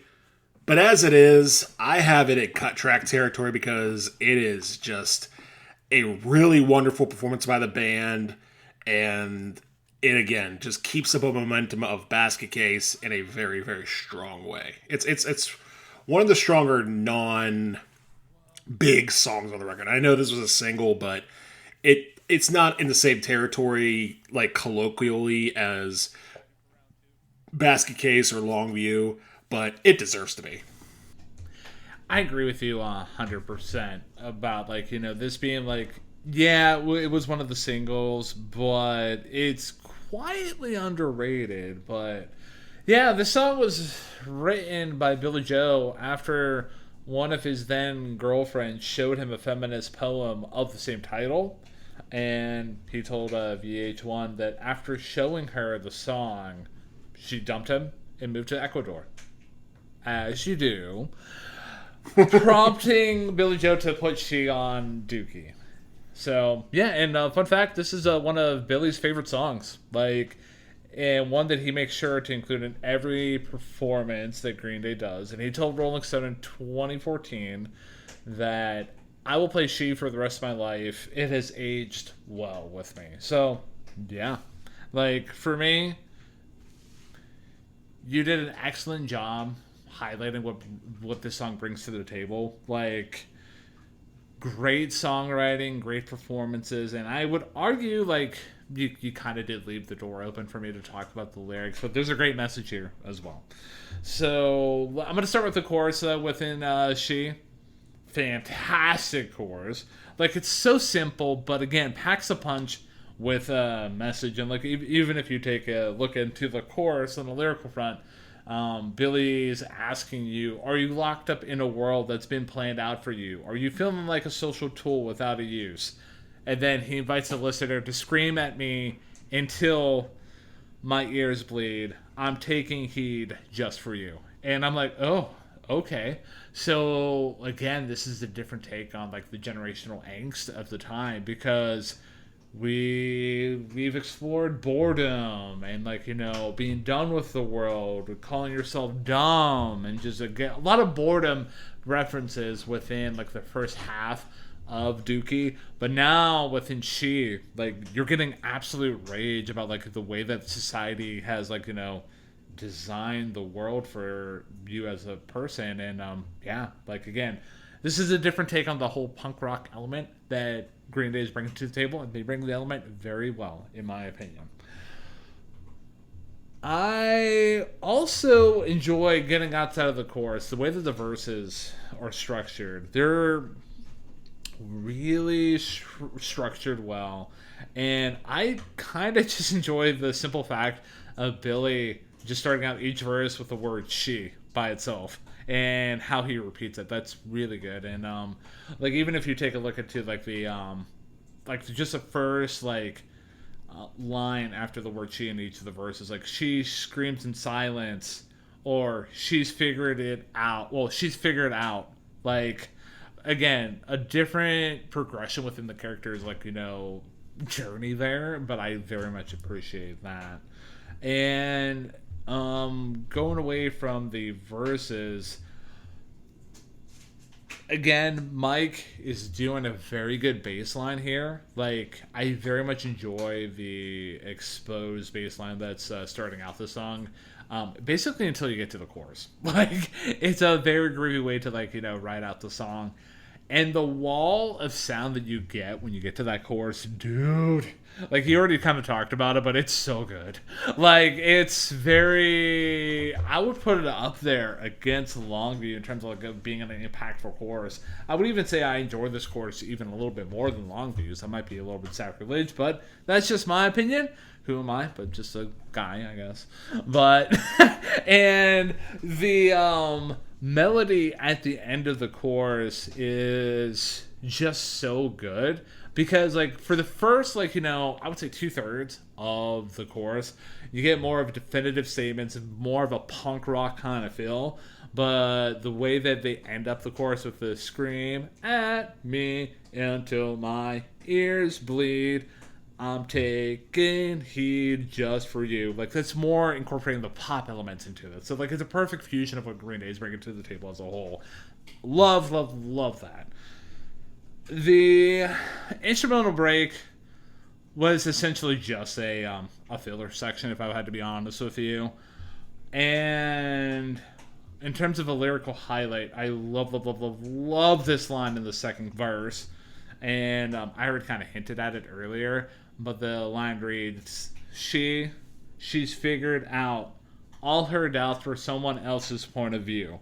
And that is such a life-affirming mantra that anybody out there who's ever experienced doubt whatsoever, I know it's cliche, hippy-jippy, mumbo-jumbo bullshit nonsense that, like, somebody says, like, oh, no, hey, you just live life on your own terms, man, and you do your own thing.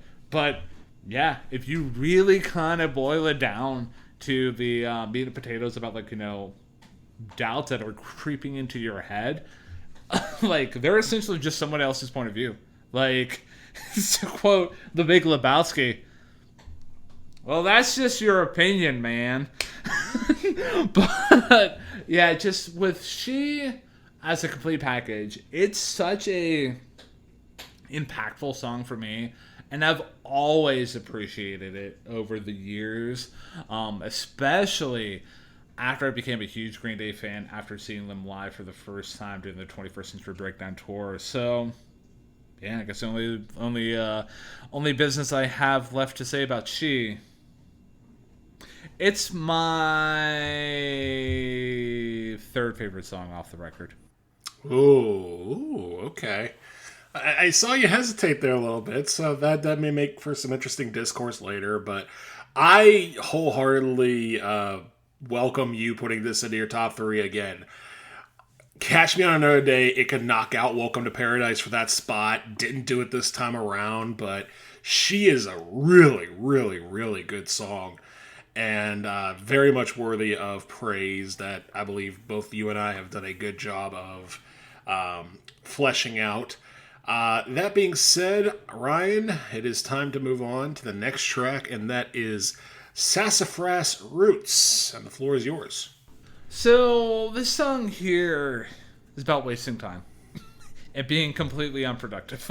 Like kind of a different take on like the whole like, well, not a different take, but like drawn from the same source of inspiration of like Longview. So yeah, but instead of wasting time all alone, the narrator of the song basically invites some friends to waste time with him. So yeah, and fun fact about this song. The song was inspired by the same girl from the previous song that we just talked about. And while bassist Mike Dirt added the unrelated title, it's basically an unrelated title to the specific girl in question. So, yeah. Anyways, within Sassafras Roots, my thoughts and feelings about it as a whole, good song. Like, we're getting back very much into like the deep cut territory of the record, where for obvious reasons this wasn't like one of the big songs off the record, but I very much enjoy what's being brought to the table here. And right away, one of the things I enjoy about it quite a bit is just the repetition of the phrase wasting your time. With Green Day fusing their punk and pop sensibilities so well within a song like this, like that's almost like a mantra or a grounding point within the song, which is an interesting thing to think about, but nonetheless, I enjoy it. The melody of the verses is so catchy. The combo of the melody and the instrumentals remind me, again, of a healthy blend of the Ramones and the Beatles. Like, that's what I'm going to stick the landing on with my thoughts and feelings about Green Day as a whole. Like, they're the perfect fusion of the best of both worlds in terms of, like, bringing a ferocity of punk rock, but having excellent songwriting capabilities. Yeah, I just, within the chorus as a whole, like, I kind of did enjoy, like, how it all ends up with, like, just basically a question of, like, hey, may I waste your time, too? I just enjoy that question aspect of it. And, yeah, Mike, again, doing the Lord's work out here again with a killer bass part. Lyrics are good. I think, though, like, within the song itself, I more enjoy the melody of the song. Instrumental break, once again, is basically kind of filler. And, yeah, that's basically my thoughts about Sassafras Roots. So, like, in the song's hierarchy and the appropriate song buckets that I'm going to put it into, I'm going to put it into the good song bucket very thoroughly. Like, it's a song that, like, when it comes within the album's listening experience, it's a nice through point between She and When I Come Around, but it's a good song nonetheless. Yeah, I'm pretty much right there with you with Sassafras Roots. It's a very simplistic song and very much right to the root, like you said. It's a song about some guy who likes to waste time, and hey, why not I waste time with you? Which, once again, much like Longview, and I'll throw Chump in there too, Billy Joe is pointing the finger at himself as the protagonist. He is very much saying, hey, I'm this chump who just likes to waste a bunch of time. That's who I am, and I'm not going to apologize for it. And if you're interested, you could waste time with me, and we could waste time together. Whether or not this is for the point of him trying to seek out a romantic partner, or simply just, like, be that guy who waddles into a group of people doing something, like at a high school. Not that I've been there personally. Lies. But yeah, just waddling into a group being like, hey guys, can I hang out with you? Like, in either case, it almost feels like this would be a almost romantic type of lyric if, again, we hadn't gotten such a sardonic overview of what Billy Joe portrays himself as throughout this album. going between apathy and nihilism to feeling like a chump, being too lazy to enjoy masturbation. Like, is this the guy you really want to waste time with? And we know that as outsiders, but whoever he's putting into his orbit may not feel that same way. So it does add a little bit of mystery there too. But all that to say, musically, band is tight. The harmonies on this track are pretty good. And it's a solid track through and through. I'm right there with you. And much like you, I got in the good song bucket too. It does sort of end that really just awesome run that they had from Longview to She, or was just absolute banger after banger after banger. But there's nothing wrong with Sassafras Roots. It is a very good album track. Yeah. And I think it's tracks like this that exist specifically with that purpose of like, hey, if you're listening from the album from head to toe, yeah, you're going to come through that like all killer, no filler section that you just described. But Sassafras Roots is a very complimentary track within that sequence and leading into probably like the last big song off the record in terms of like sequencing wise, and that being When I Come Around. Speaking of which, Matthew, the floor is yours. Thank you, sir. When I Come Around, the last of the big singles, chronologically speaking, on Dookie. And earlier, Ryan, you were talking about how Green Day was sort of seen as the new Nirvana. And we were talking a lot on this record about how they have, gone from this element of punk pop to that element of punk pop to perfecting it on Basket Case. But When I Come Around is probably the closest thing that Green Day would have to mainstream rock or perhaps even grunge in a sense, because it is not very poppy. It is not very, up-tempo. It's very medium tempo, and the guitar is very much doing a lot of dirty riffage that seems to be more akin to like college rock than, underground punk. And that's not a knock on it by any means. Like, the riff is really good for Billy Joe. Like, there's a reason people like listening to this song. It is very much just an absolute juggernaut of a riff that leaps out of your speakers at you. But any thoughts about this being grunge or mainstream rock tend to shift a little bit when Billy Joe starts singing, because it is Billy Joe Armstrong, and he still does have the sound of Billy Joe Armstrong in his voice, which is to say nasally, punky, and very much just the peak aesthetic of "you can't tell me what to do, Dad," and or Mom, and or the government. So yeah, it's very much a song that feels a little bit in between both what Green Day is and what mainstream rock was in the mid-90s. But it does sound very good, and we talk about influences. It wouldn't surprise me if a band like, I don't know, Sum 41 or Alien Ant Farm was listening to a song like this thinking, this is the good shit. I'm going to make a career out of this. But another thing I noticed, though, that makes this song different from pretty much all the other songs on the album is that there seems to be a bit of a confidence in the lyrics. Not in the vocals themselves, which are good. Billy Joe does a good job, but the lyrics themselves tend to veer a little towards arrogance, because instead of this woe is me, screw the world, screw this, screw that, I'm bored, I'm wanting to waste time, basically Billy Joe is saying, hey, I may not always be here, but you don't have to worry about me being gone for good. I'll be back. And whether or not that's in a wholesome context of, don't worry, my friends, I won't be gone for good, or a, hey, baby, you may think that I'm out of your life, but I'll be back someday, and you'll just have to wait for me if you want to. Like, that's not the kind of vibes I've been getting from this band throughout this whole album. So that definitely was a bit of a shock to me.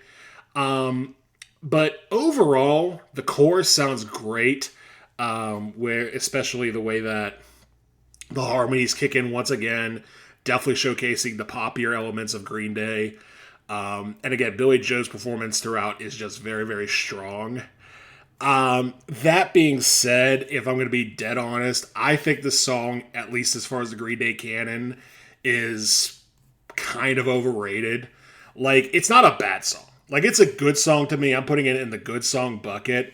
But, like, as far as me thinking this is, like, a top tier song or a song worthy of being a single, like, I get it, but honestly, I'd rather listen to She or Welcome to Paradise over this song. I might even throw in Burnout, honestly, so yeah. When I Come Around, solid song, slightly overrated, but definitely not a skip-worthy track. It's a good to great song for me. So, for me, the way I approach When I Come Around, at least on the lyrical front, because my take on it differs from you, but more in we're drawing from the same source of like kind of like self-confidence and kind of like arrogance kind of thing, because for me this song here is about a boy who wants to be in a casual relationship, but he's become involved with a girl who wants something more serious, and throughout the song his insecurities and poor self-image are detailed throughout, because like highlighting like the opening verse, I heard you crying loud all the way across town. You've been searching for someone, and that's me out on the prowl as you sit around feeling sorry for yourself. And then, like, throughout the whole song, like, you get, like, very backhanded lyrics. Like, towards the end of the song, you get, I've heard it all before, so don't knock down my door. I'm a loser and a user, so I don't need no accuser to try to slag me down because I know you're right. And this is basically, like, not a guy being like, hey, at least from my point of view, where the guy's just like, hey, babe, when you look, you'll find me there time after time. It's more like, hey, yeah, whatever. Like, I don't care. Like, I am what I am. Like, you just keep crying all the way across town. I'm going to keep just doing me, man. But as that being said as it is, for high school Ryan to hear the following bars, it really hit like young Ryan very well when he was going through a rough relationship. And the bars read, you may find out that your self-doubt means nothing was ever there. You can't go forcing something if it's just not right. And I'm like, oh my God. That awoke something in young Ryan where I was just like, yeah, you know what? F you, ex-lover. You're dog doo-doo, man. You're Dookie, man. But yeah, just like that bar right there kind of encapsulates the whole feeling of the song, where it's just like, hey, yeah, I'm just gonna do my own thing. I'm gonna come around to like what this relationship was. I'm just gonna keep living life. But that's at least my take on it. Moving away from the chorus, though. Well, not from the chorus, just the lyrics as a whole.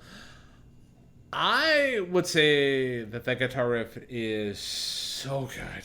Like that opening riff, like it's on the level of being iconic, but not so iconic that I'm a gush about it, like the way that I gushed and the way that we gushed about the bass intro to Longview, because two different kind of like moments within like the album's like notoriety and just music history as a whole. But that guitar riff and how it's complemented so well with Mike's bass part is just, it makes a very pleasurable experience for the listener. Just come right out of the gate. Chorus within the song, iconic, and the way that the build and the fall that you get is grade A songwriting, and like it's just a masterclass. No notes for me. Guitar solo is pretty basic though within When I Come Around, but it gets the job done pretty well. And I already kind of talked about the lyrics within the song being very good, very top notch. And I did within my notes highlight the second verse, which I've already talked about with my dissection about the meaning about the song. So yeah, where am I coming around to with When I Come Around? Well, after much introspection and thinking about my relationship with like other songs off the record and my relationship with this song here specifically, When I Come Around is another cut track for me. Oh, okay. So scorecard not quite filled out just yet. Okay. I can respect that. Yeah, I would say that, again, I get why this was a single and I get why this was very popular because, again, and this is not a song that falls this category because I do like the lyrics and I do like how very straightforward and somewhat pop sensey they are. The way that, again, like you said, it definitely has a lot of self-reflection and a lot of self-own in there. But the reason this is also a hit is because if you're not paying attention, this song sounds great. Like, the riff is just great. It's a great driving song. You can easily find yourself pulled over due to listening to a song like this. Or maybe not pulled over, but definitely just cruising along, windows down, not caring in a world. Yeah, it's a powerful song structurally, and I think it's great. Pretty good. You have it as a cut track, but we have yet to reveal number 2. So the mystery continues on into the next track off of Dookie, which is Coming Clean. And Ryan, I throw it over to you for this one. So with Coming Clean here, this, for those of you who aren't aware, is a song about Billie Joe Armstrong coming out as bisexual. Released when Billy was just 21 years old, and just months before marrying his wife, Billy was able to write the song as a means of reflecting back on coming out as bisexual as a teenager. And I didn't even know that coming into, this review. I always just thought about this song being, in the camp of, hey, it's not one of the hit singles or one of the deep cuts that I really appreciated, but it's a good song nonetheless. But actually thinking about it, specifically within verse 3, the bars 17 and coming clean for the first time, I finally figured it out myself for the first time. And I'm like, oh, okay. Yeah, I see what you're doing there. So, yeah, and Billy told The Advocate back in 1995 that he's gotten letters because he wrote this song because he wrote this song about coming out. So, and yeah, just overall with Coming Clean, just with, I kind of already exemplified, the lyrics are written so well, but Billy doesn't give it a lot of space within the song for the lyrics to breathe. It's just he's very efficient with the amount of words that are being given to the listener here. Chorus is so simple but very effective, and again, I'm just gonna echo this point again. That is the beauty about Green Day as a whole. And the way that the song starts out is a fun time with just the downbeat hits. I thought that was a very nice songwriting execution right there. And yeah, just the bridge as a whole within Coming Clean was a step above filler than the previous 2 tracks. I appreciated the bridge just a little bit more.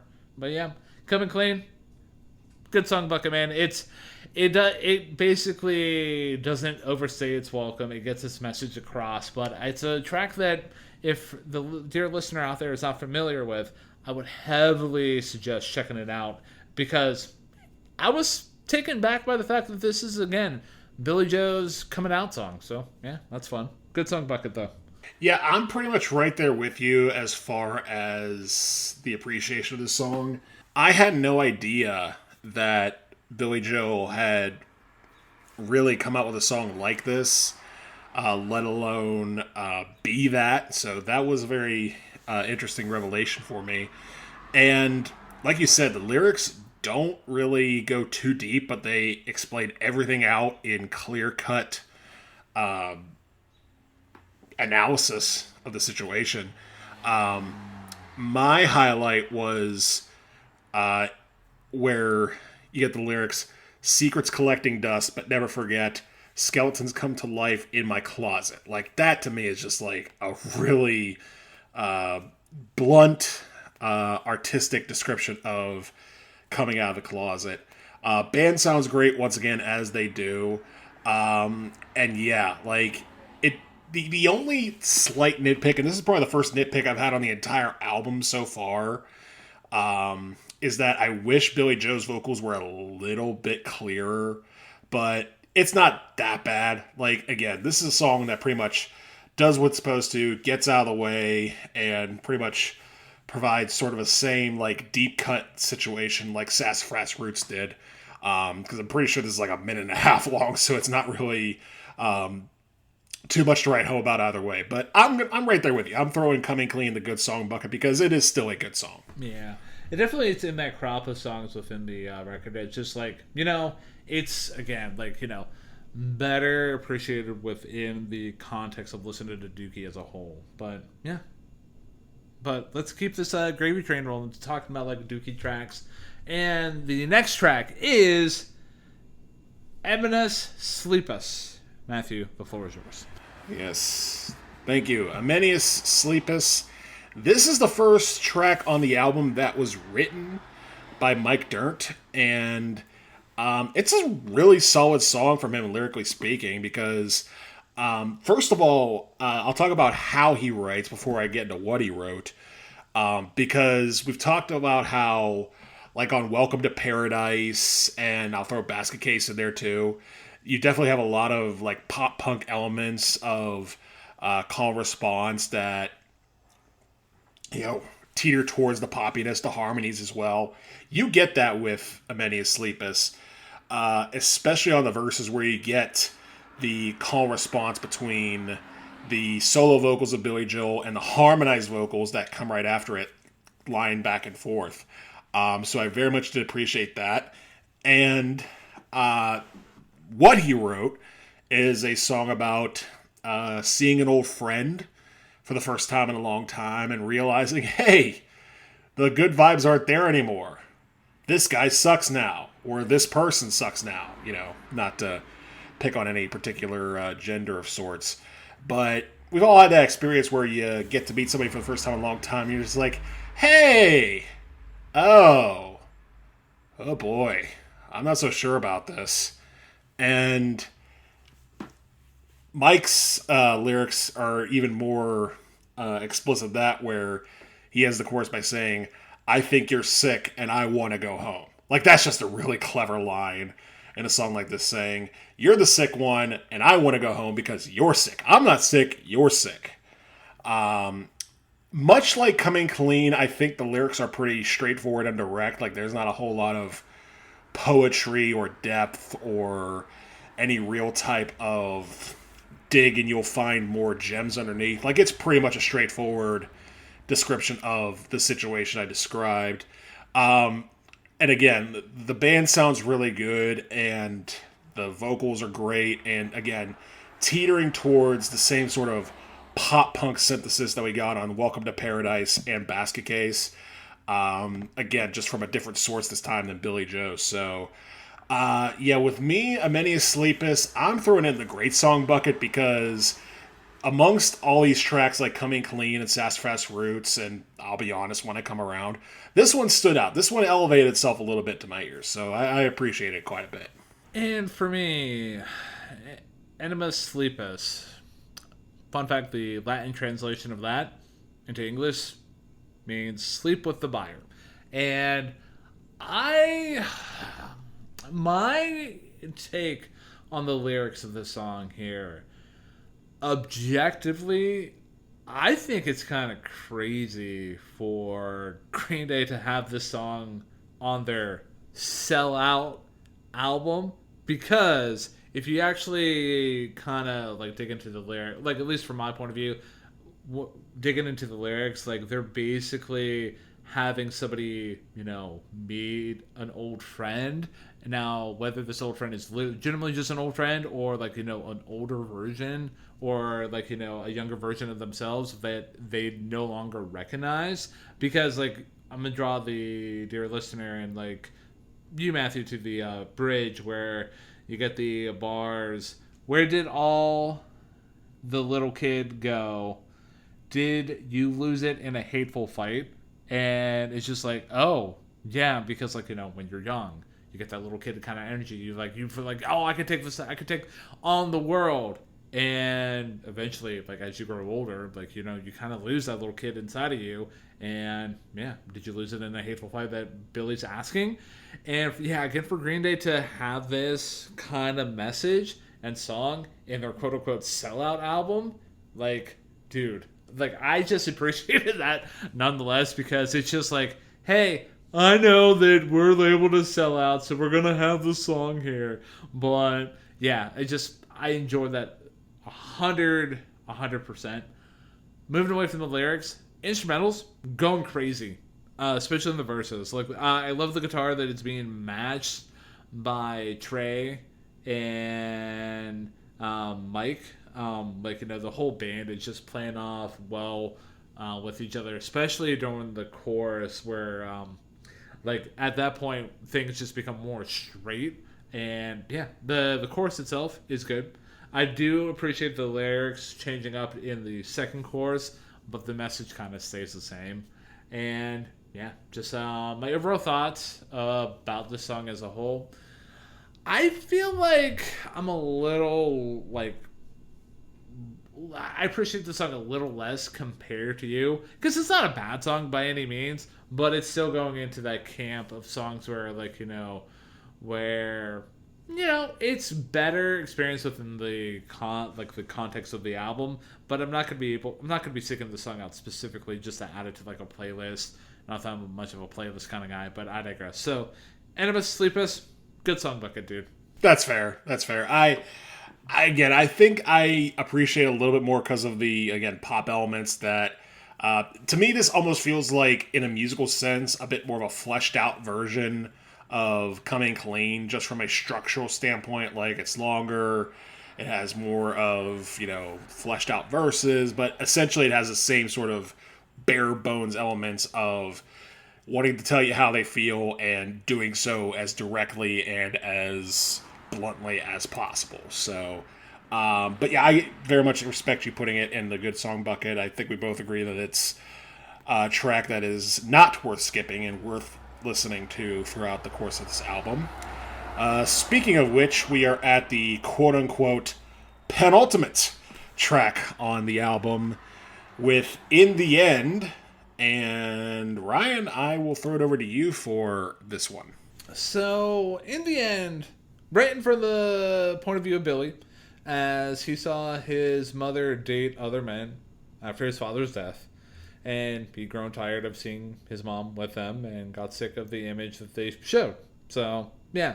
He said in an interview that song is about my mother's husband. It's not really about a girl or like anyone directly related to me in a relationship. In the end, it's about my mother. So, yeah, getting into the song's nuts and bolts right out of the gate. That beat coming out of the gate right from Trey Cole is just so good. And I love how Billy comes in with a great guitar part to like complement that beat that Trey's laying down. And the way that beat grinds up against the melody in the verses lands well in my ears. Like, this is very much landing more into the punk elements of Green Day, and they execute that pretty thoroughly. And you do get a temporary relief when that chorus hits, and the chorus itself, good. Then, the kind of lift up that you get during the word, so, and I appreciate that lift up that happens.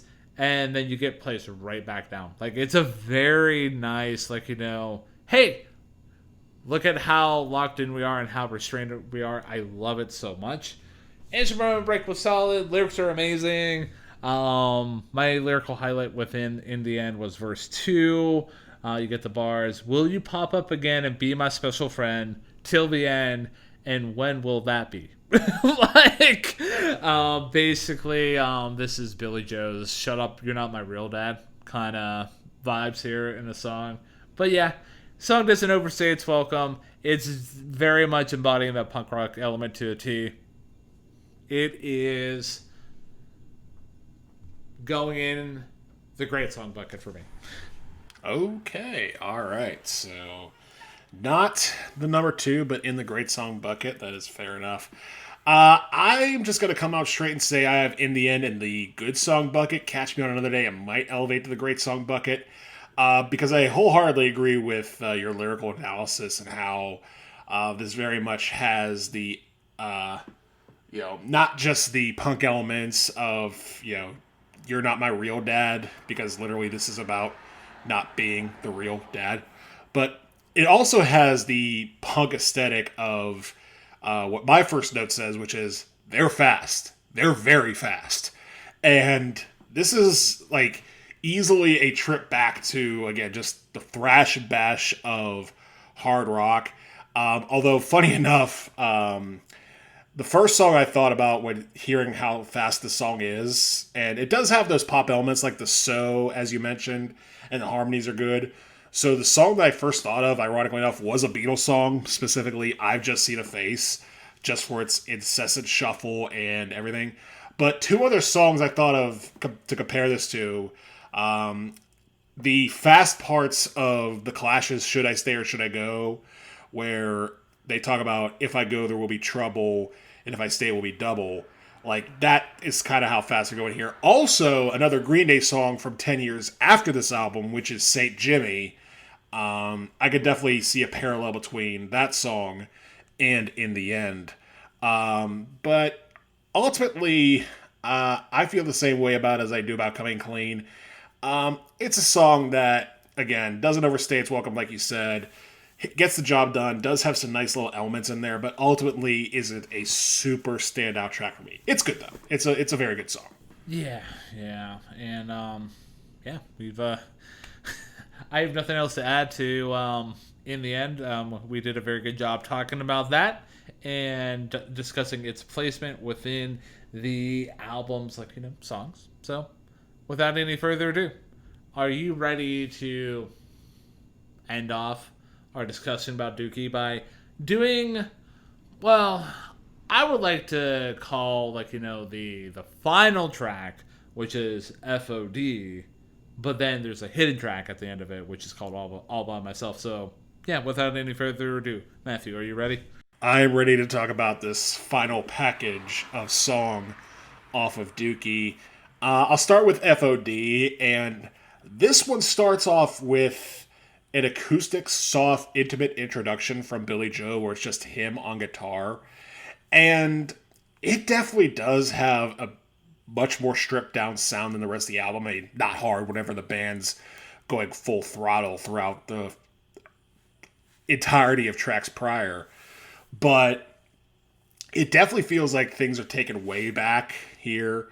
But it doesn't really lose its punk edge, which is kind of the surprising part. Like, for as much as you'd want to hear the heavy guitars, the bass of Mike Dirnt, and the thrashing drums of Trey Cool, Billy keeps it very punk just on its own with the acoustic guitar and his vocal. Like, it's very much written. Like, if you can envision how sunny the room was in the video for Good Riddance Time of Your Life, imagine if it was raining outside. That's how this first part of the song sounds. Like, he is playing on an acoustic guitar in a dimly lit room with no sunshine outside. And it is reflected not just in the tone of the song, but is reflected such in the lyrics of the song as well.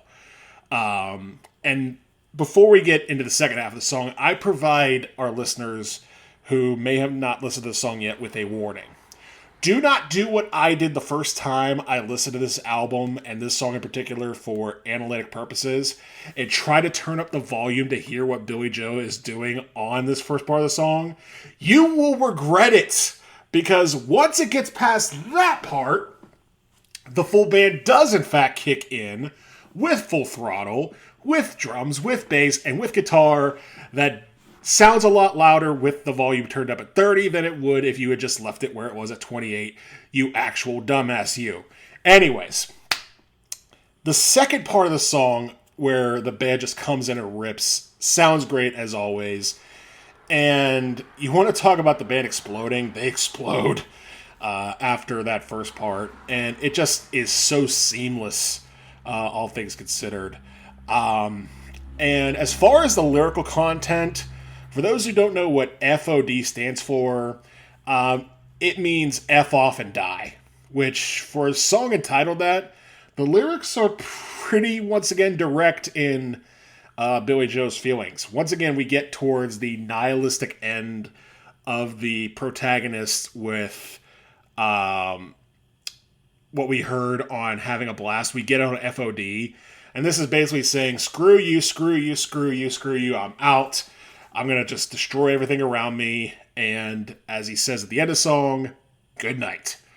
So yeah, it's a pretty direct song. I appreciate that quite a bit. And then you get about a minute of silence, because I do own this song on CD. Get about a minute or so of silence before you get this almost flamenco-sounding acoustic guitar that has a very nice Latin touch on it, before it gets into a bit more of a Lily on the Valley type of acoustic guitar sound, like you're playing it on a green hill somewhere. And then you get into the track All By Myself, which, as far as Bono's tracks go, it is one of the most throwaway tracks I've ever heard, and I mean that as a compliment. They knew what they were doing. This is just a goof-off session if there ever was one. This was written, actually, and sung by Trey Cool, who very much plays the part of the little kid inside of the punk, where it's just like, man, I was walking alone, I was all by myself, and went to your house, and I was all by myself, and I wish you were there. We could have had such a good time. Like, it is such a desperate and very uncool on purpose type of vocal that I very much appreciated how silly it was. And you know that they were having a fun, because you can hear them trying like to burst out laughing, and the band trying not to burst out laughing. And yeah, like, this is the kind of attitude that fueled future bands like Blink-182 to its core. Like, just this sense of juvenile whimsy that does sound like a nice sort of refresher after everything. So yeah, both songs I would say go in the great song bucket. One for being very much an angsty finish, and one being a nice little treat for surviving the angst and or explosions and or whatever Billy Joel had planned on F.O.D. So, strong way to finish the album, man. I would agree. And the dear listener out there has probably noted that we've run out of tracks. So, yeah, this is my second favorite track off the record, and let me tell you why. So, for a lot of the reasons that you talked about, I'm gonna lean more into the F.O.D. of it all, because all by myself, I'll get to my thoughts about that. But like, what makes this part of the album my second favorite part is the F.O.D. part. And you did an excellent job laying down the framework for why I appreciate this song so much. Because that acoustic intro to this song, where you basically get Billy just embodying the rage that he's feeling at the time. Like, again, like, you got to think about what's going on at this time in his life. Like, he just signed to the major label, and a lot of the people in the punk rock community, like, you know, whether that's, you know, Maximum Rock and Roll Magazine, or like the owners of Gilman Street, like, whether just essentially the punk community, he's embodying a lot of rage, and this song here basically is that rage. And just this song here,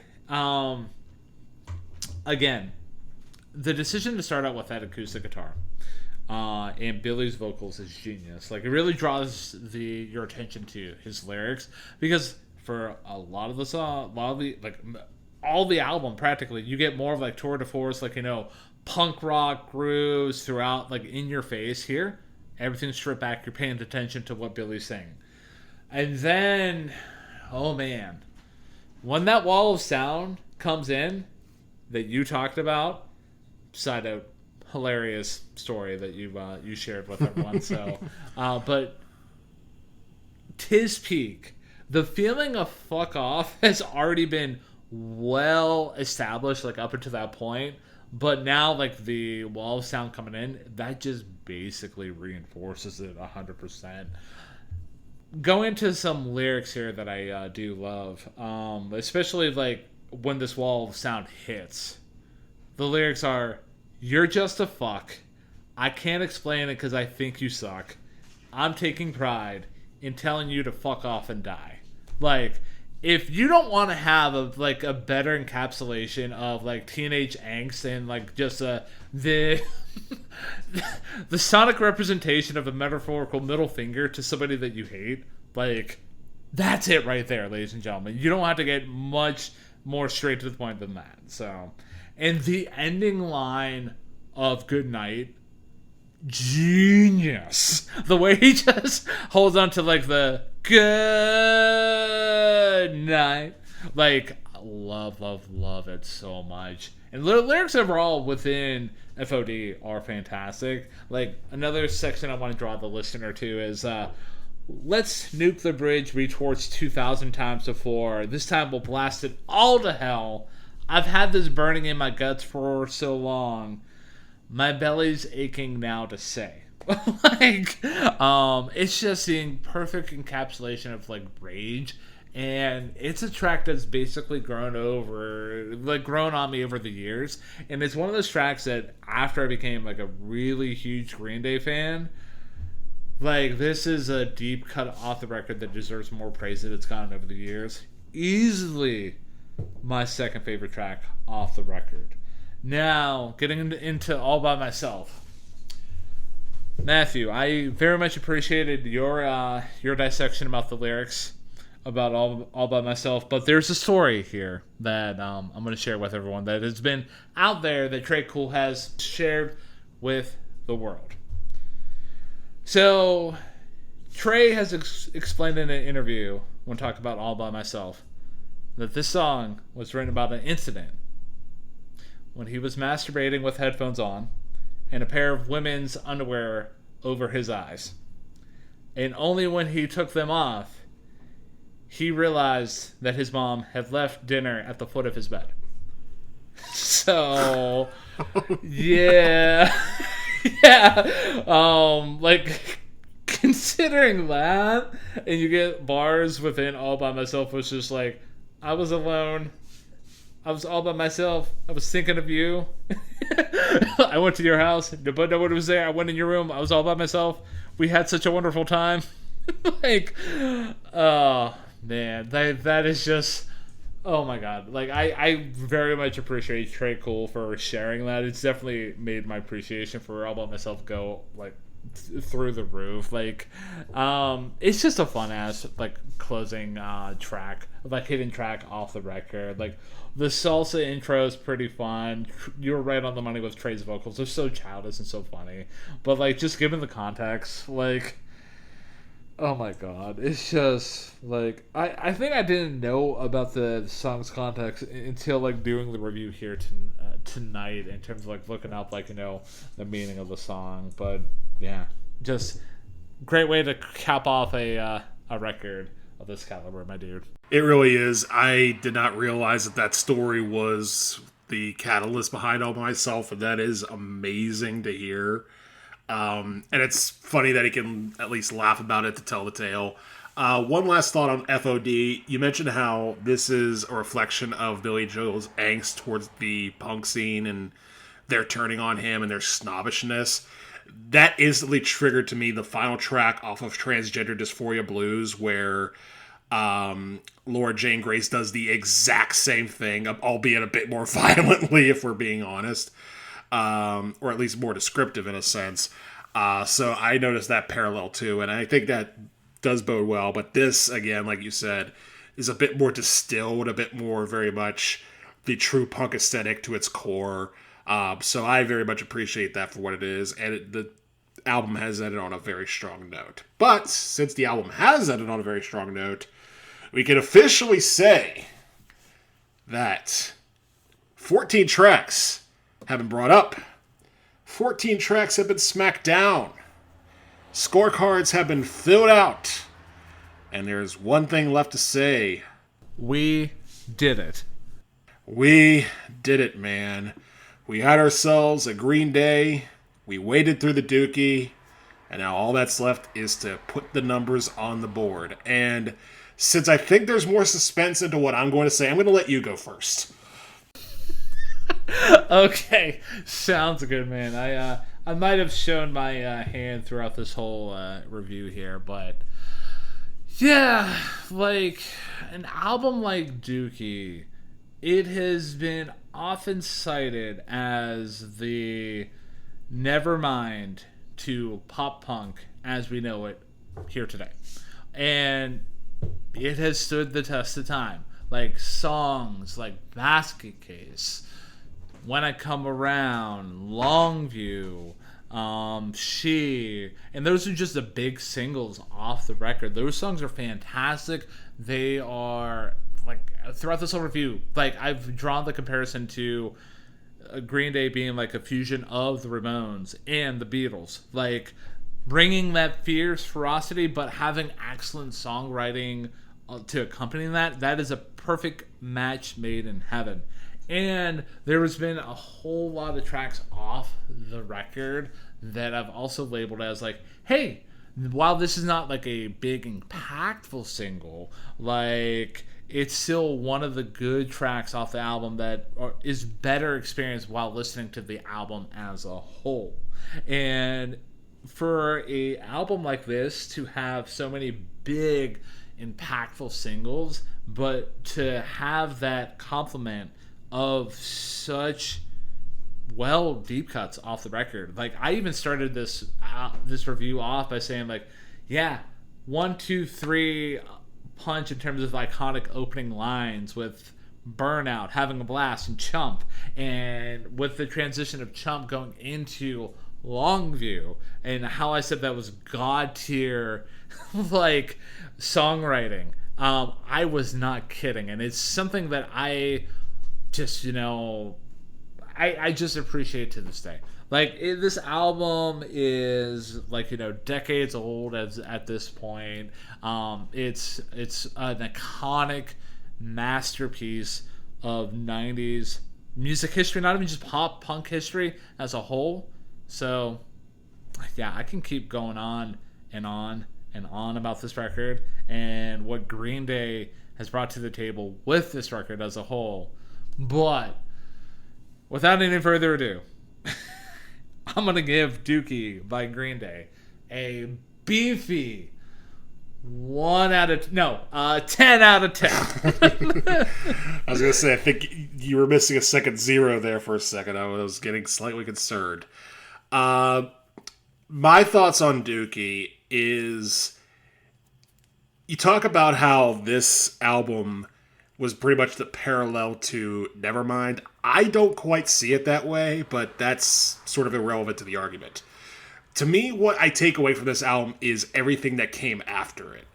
Because we've talked so much on this episode about other bands like Blink-182, like Sum 41, like Jimmy Eat World. Bands that pretty much took their aesthetic. I'll even throw Third Eye Blind in there as a band that very much took the road that Green Day paved for them to success of their own. And all the elements of what they did can be found in this record. And even if you didn't think about it that way, if you just took the album for what it is, not as a historical piece, not as a piece of selling out, not as, something from the 90s that we're listening to and talking about in 2026. If you just listen to the album as a whole, you'll realize there is not a bad note on this album. There is not a wasted moment.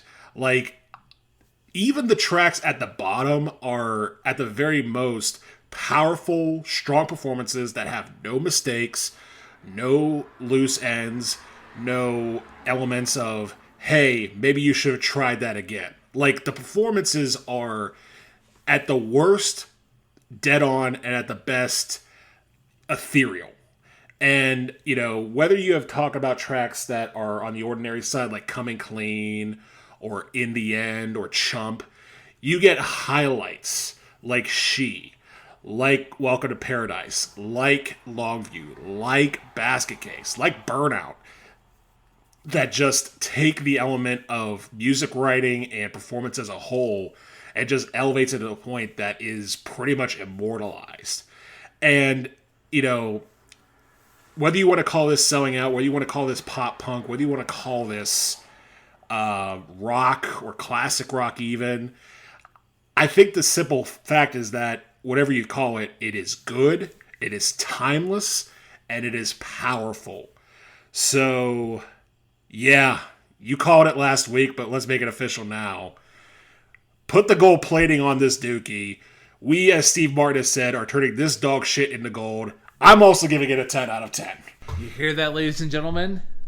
That is the sound of Dookie by Green Day officially being inducted into the Hey Listen to This Hall of Fame, because both me and Matthew have said that this is a perfect album. So, yeah, it makes the average score pretty easy to, talk about, because, yeah, we both rated it a 10, so it's a perfect album. So, I'm going to go into the next album recommendations for me. And I guess logistically, if you really want to experience Green Day properly, I would say just go to the next album, Insomniac, by them. However, I'm not going to recommend that fully, because I'm actually going to recommend the dear listener to check out a hidden gem of an album, and that is Warning, because the album Warning by Green Day has a lot more acoustic elements that really kind of bring out the songwriting gems that Green Day can bring to the table. There's still some punk rock elements within Warning, but yeah, it's just a hidden gem of an album for me. So that's my official next album recommendation. And for me, my next album recommendation is going to be entitled Father Vault. No, kidding. My next album recommendation, I really haven't dived too deep into Green Day's other stuff to really give one of their albums a proper recommendation. But what I can do is, as mentioned, talk about one of the many bands and albums that they have inspired. And it is an album that we have talked about on this show before, because to me, this sounds the most like Dookie to me. In fact, I might have recommended Dookie after listening to that album, so might as well turn the tables proper. It's Enema of the State by Blink-182. Just another masterpiece of California pop punk from the 90s that I don't think this album would probably exist or be as popular as it is without Dookie. And a lot of the same things, a lot of the same themes of love, depression, not giving a damn are all on that album too, and it's a wonderful listen from start to finish. So, Enema of the State by Blink-182 is my next album recommendation. So, dear listener out there, to give you a sum up of what we just talked about, if you have enjoyed Dookie by Green Day, I recommend Warning by Green Day as a next album recommendation, and Matthew recommends Enema of the State by Blink-182 if you've enjoyed Dookie by Green Day. Listen to all three albums after you get done listening to this review. Make a Sunday out of it. And also to, perfectly cap off what we thought about the album as a whole, we gave it a perfect rating. It's in the Hall of Fame. No notes. Just go listen to it if you haven't already. And if you got to this point in the review, if you've yet to at least re-listen to Dookie, what are you waiting for, man? Just, go check it out. Yeah, it's not a very long album either. It's only, I think it's just shy of 40 minutes long, so it's not going to be a laborious listen. It's definitely worth your time. But, yeah, man, we did it. That was a fun one. That was definitely one that was worth diving into. I very much appreciate this review. Yeah, me too, man. It gave me an excuse to kind of reignite my Green Day fandom and really kind of just dig into like one of their most popular albums. And yeah, it's just again humorous to think about like this was their quote unquote sellout album, because simply they sold to a major label and they just freaked out like the punk rock kids at the time of the early 90s. But I digress.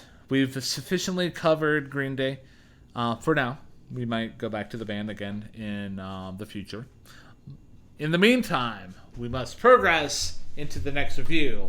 But before we do that, we have to figure out what we're doing. So, Matthew, it is your turn. What do you have cooked up? So I have 4 albums that are on the table for our next review. And I'm going to do it a little bit of a choose your own adventure thing. And the only thing I'm going to tell you these albums have in common is that I've listened to them.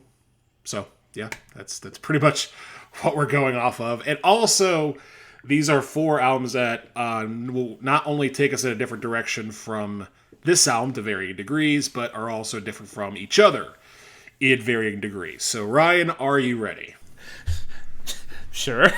Like, you gave a very, like, you know, generic, like, hey, the only thing that these albums have in common is that they're music. So, pretty much.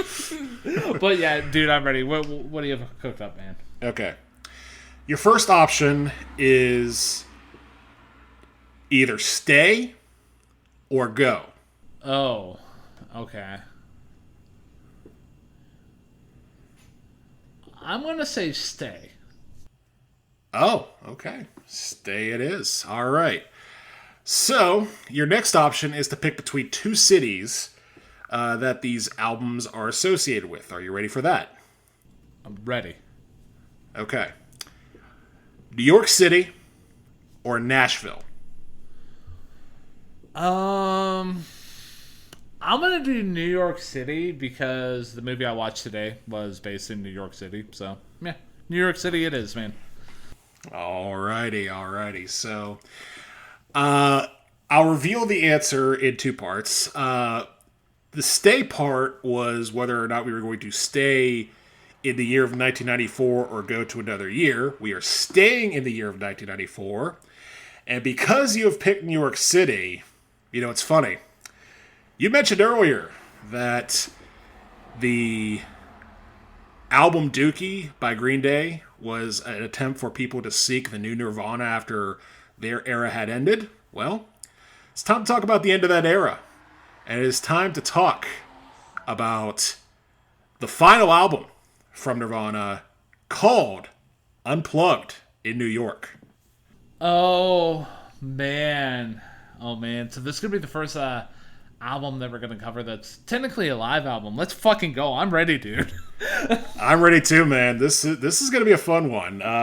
Yeah, I actually have the CD like within arm's reach of me, so yeah, I'll have to pull that one back out. But yeah, MTV's Unplugged in New York by Nirvana is where we're headed next. So, listener, if you have not listened to MTV Unplugged in New York by Nirvana, you know, before we drop the next episode, take time to listen to that album and then have your opinions ready so you can hear our opinions about the album when we talk about it next time out. But until then, Ryan, anything else you'd like to say before we officially kick this review into bed? Man, dear listener out there, I've had this burning in my guts now for so long. My belly's aching now to say, I'm taking pleasure in announcing this to you. So listen up, because you might miss. Good night.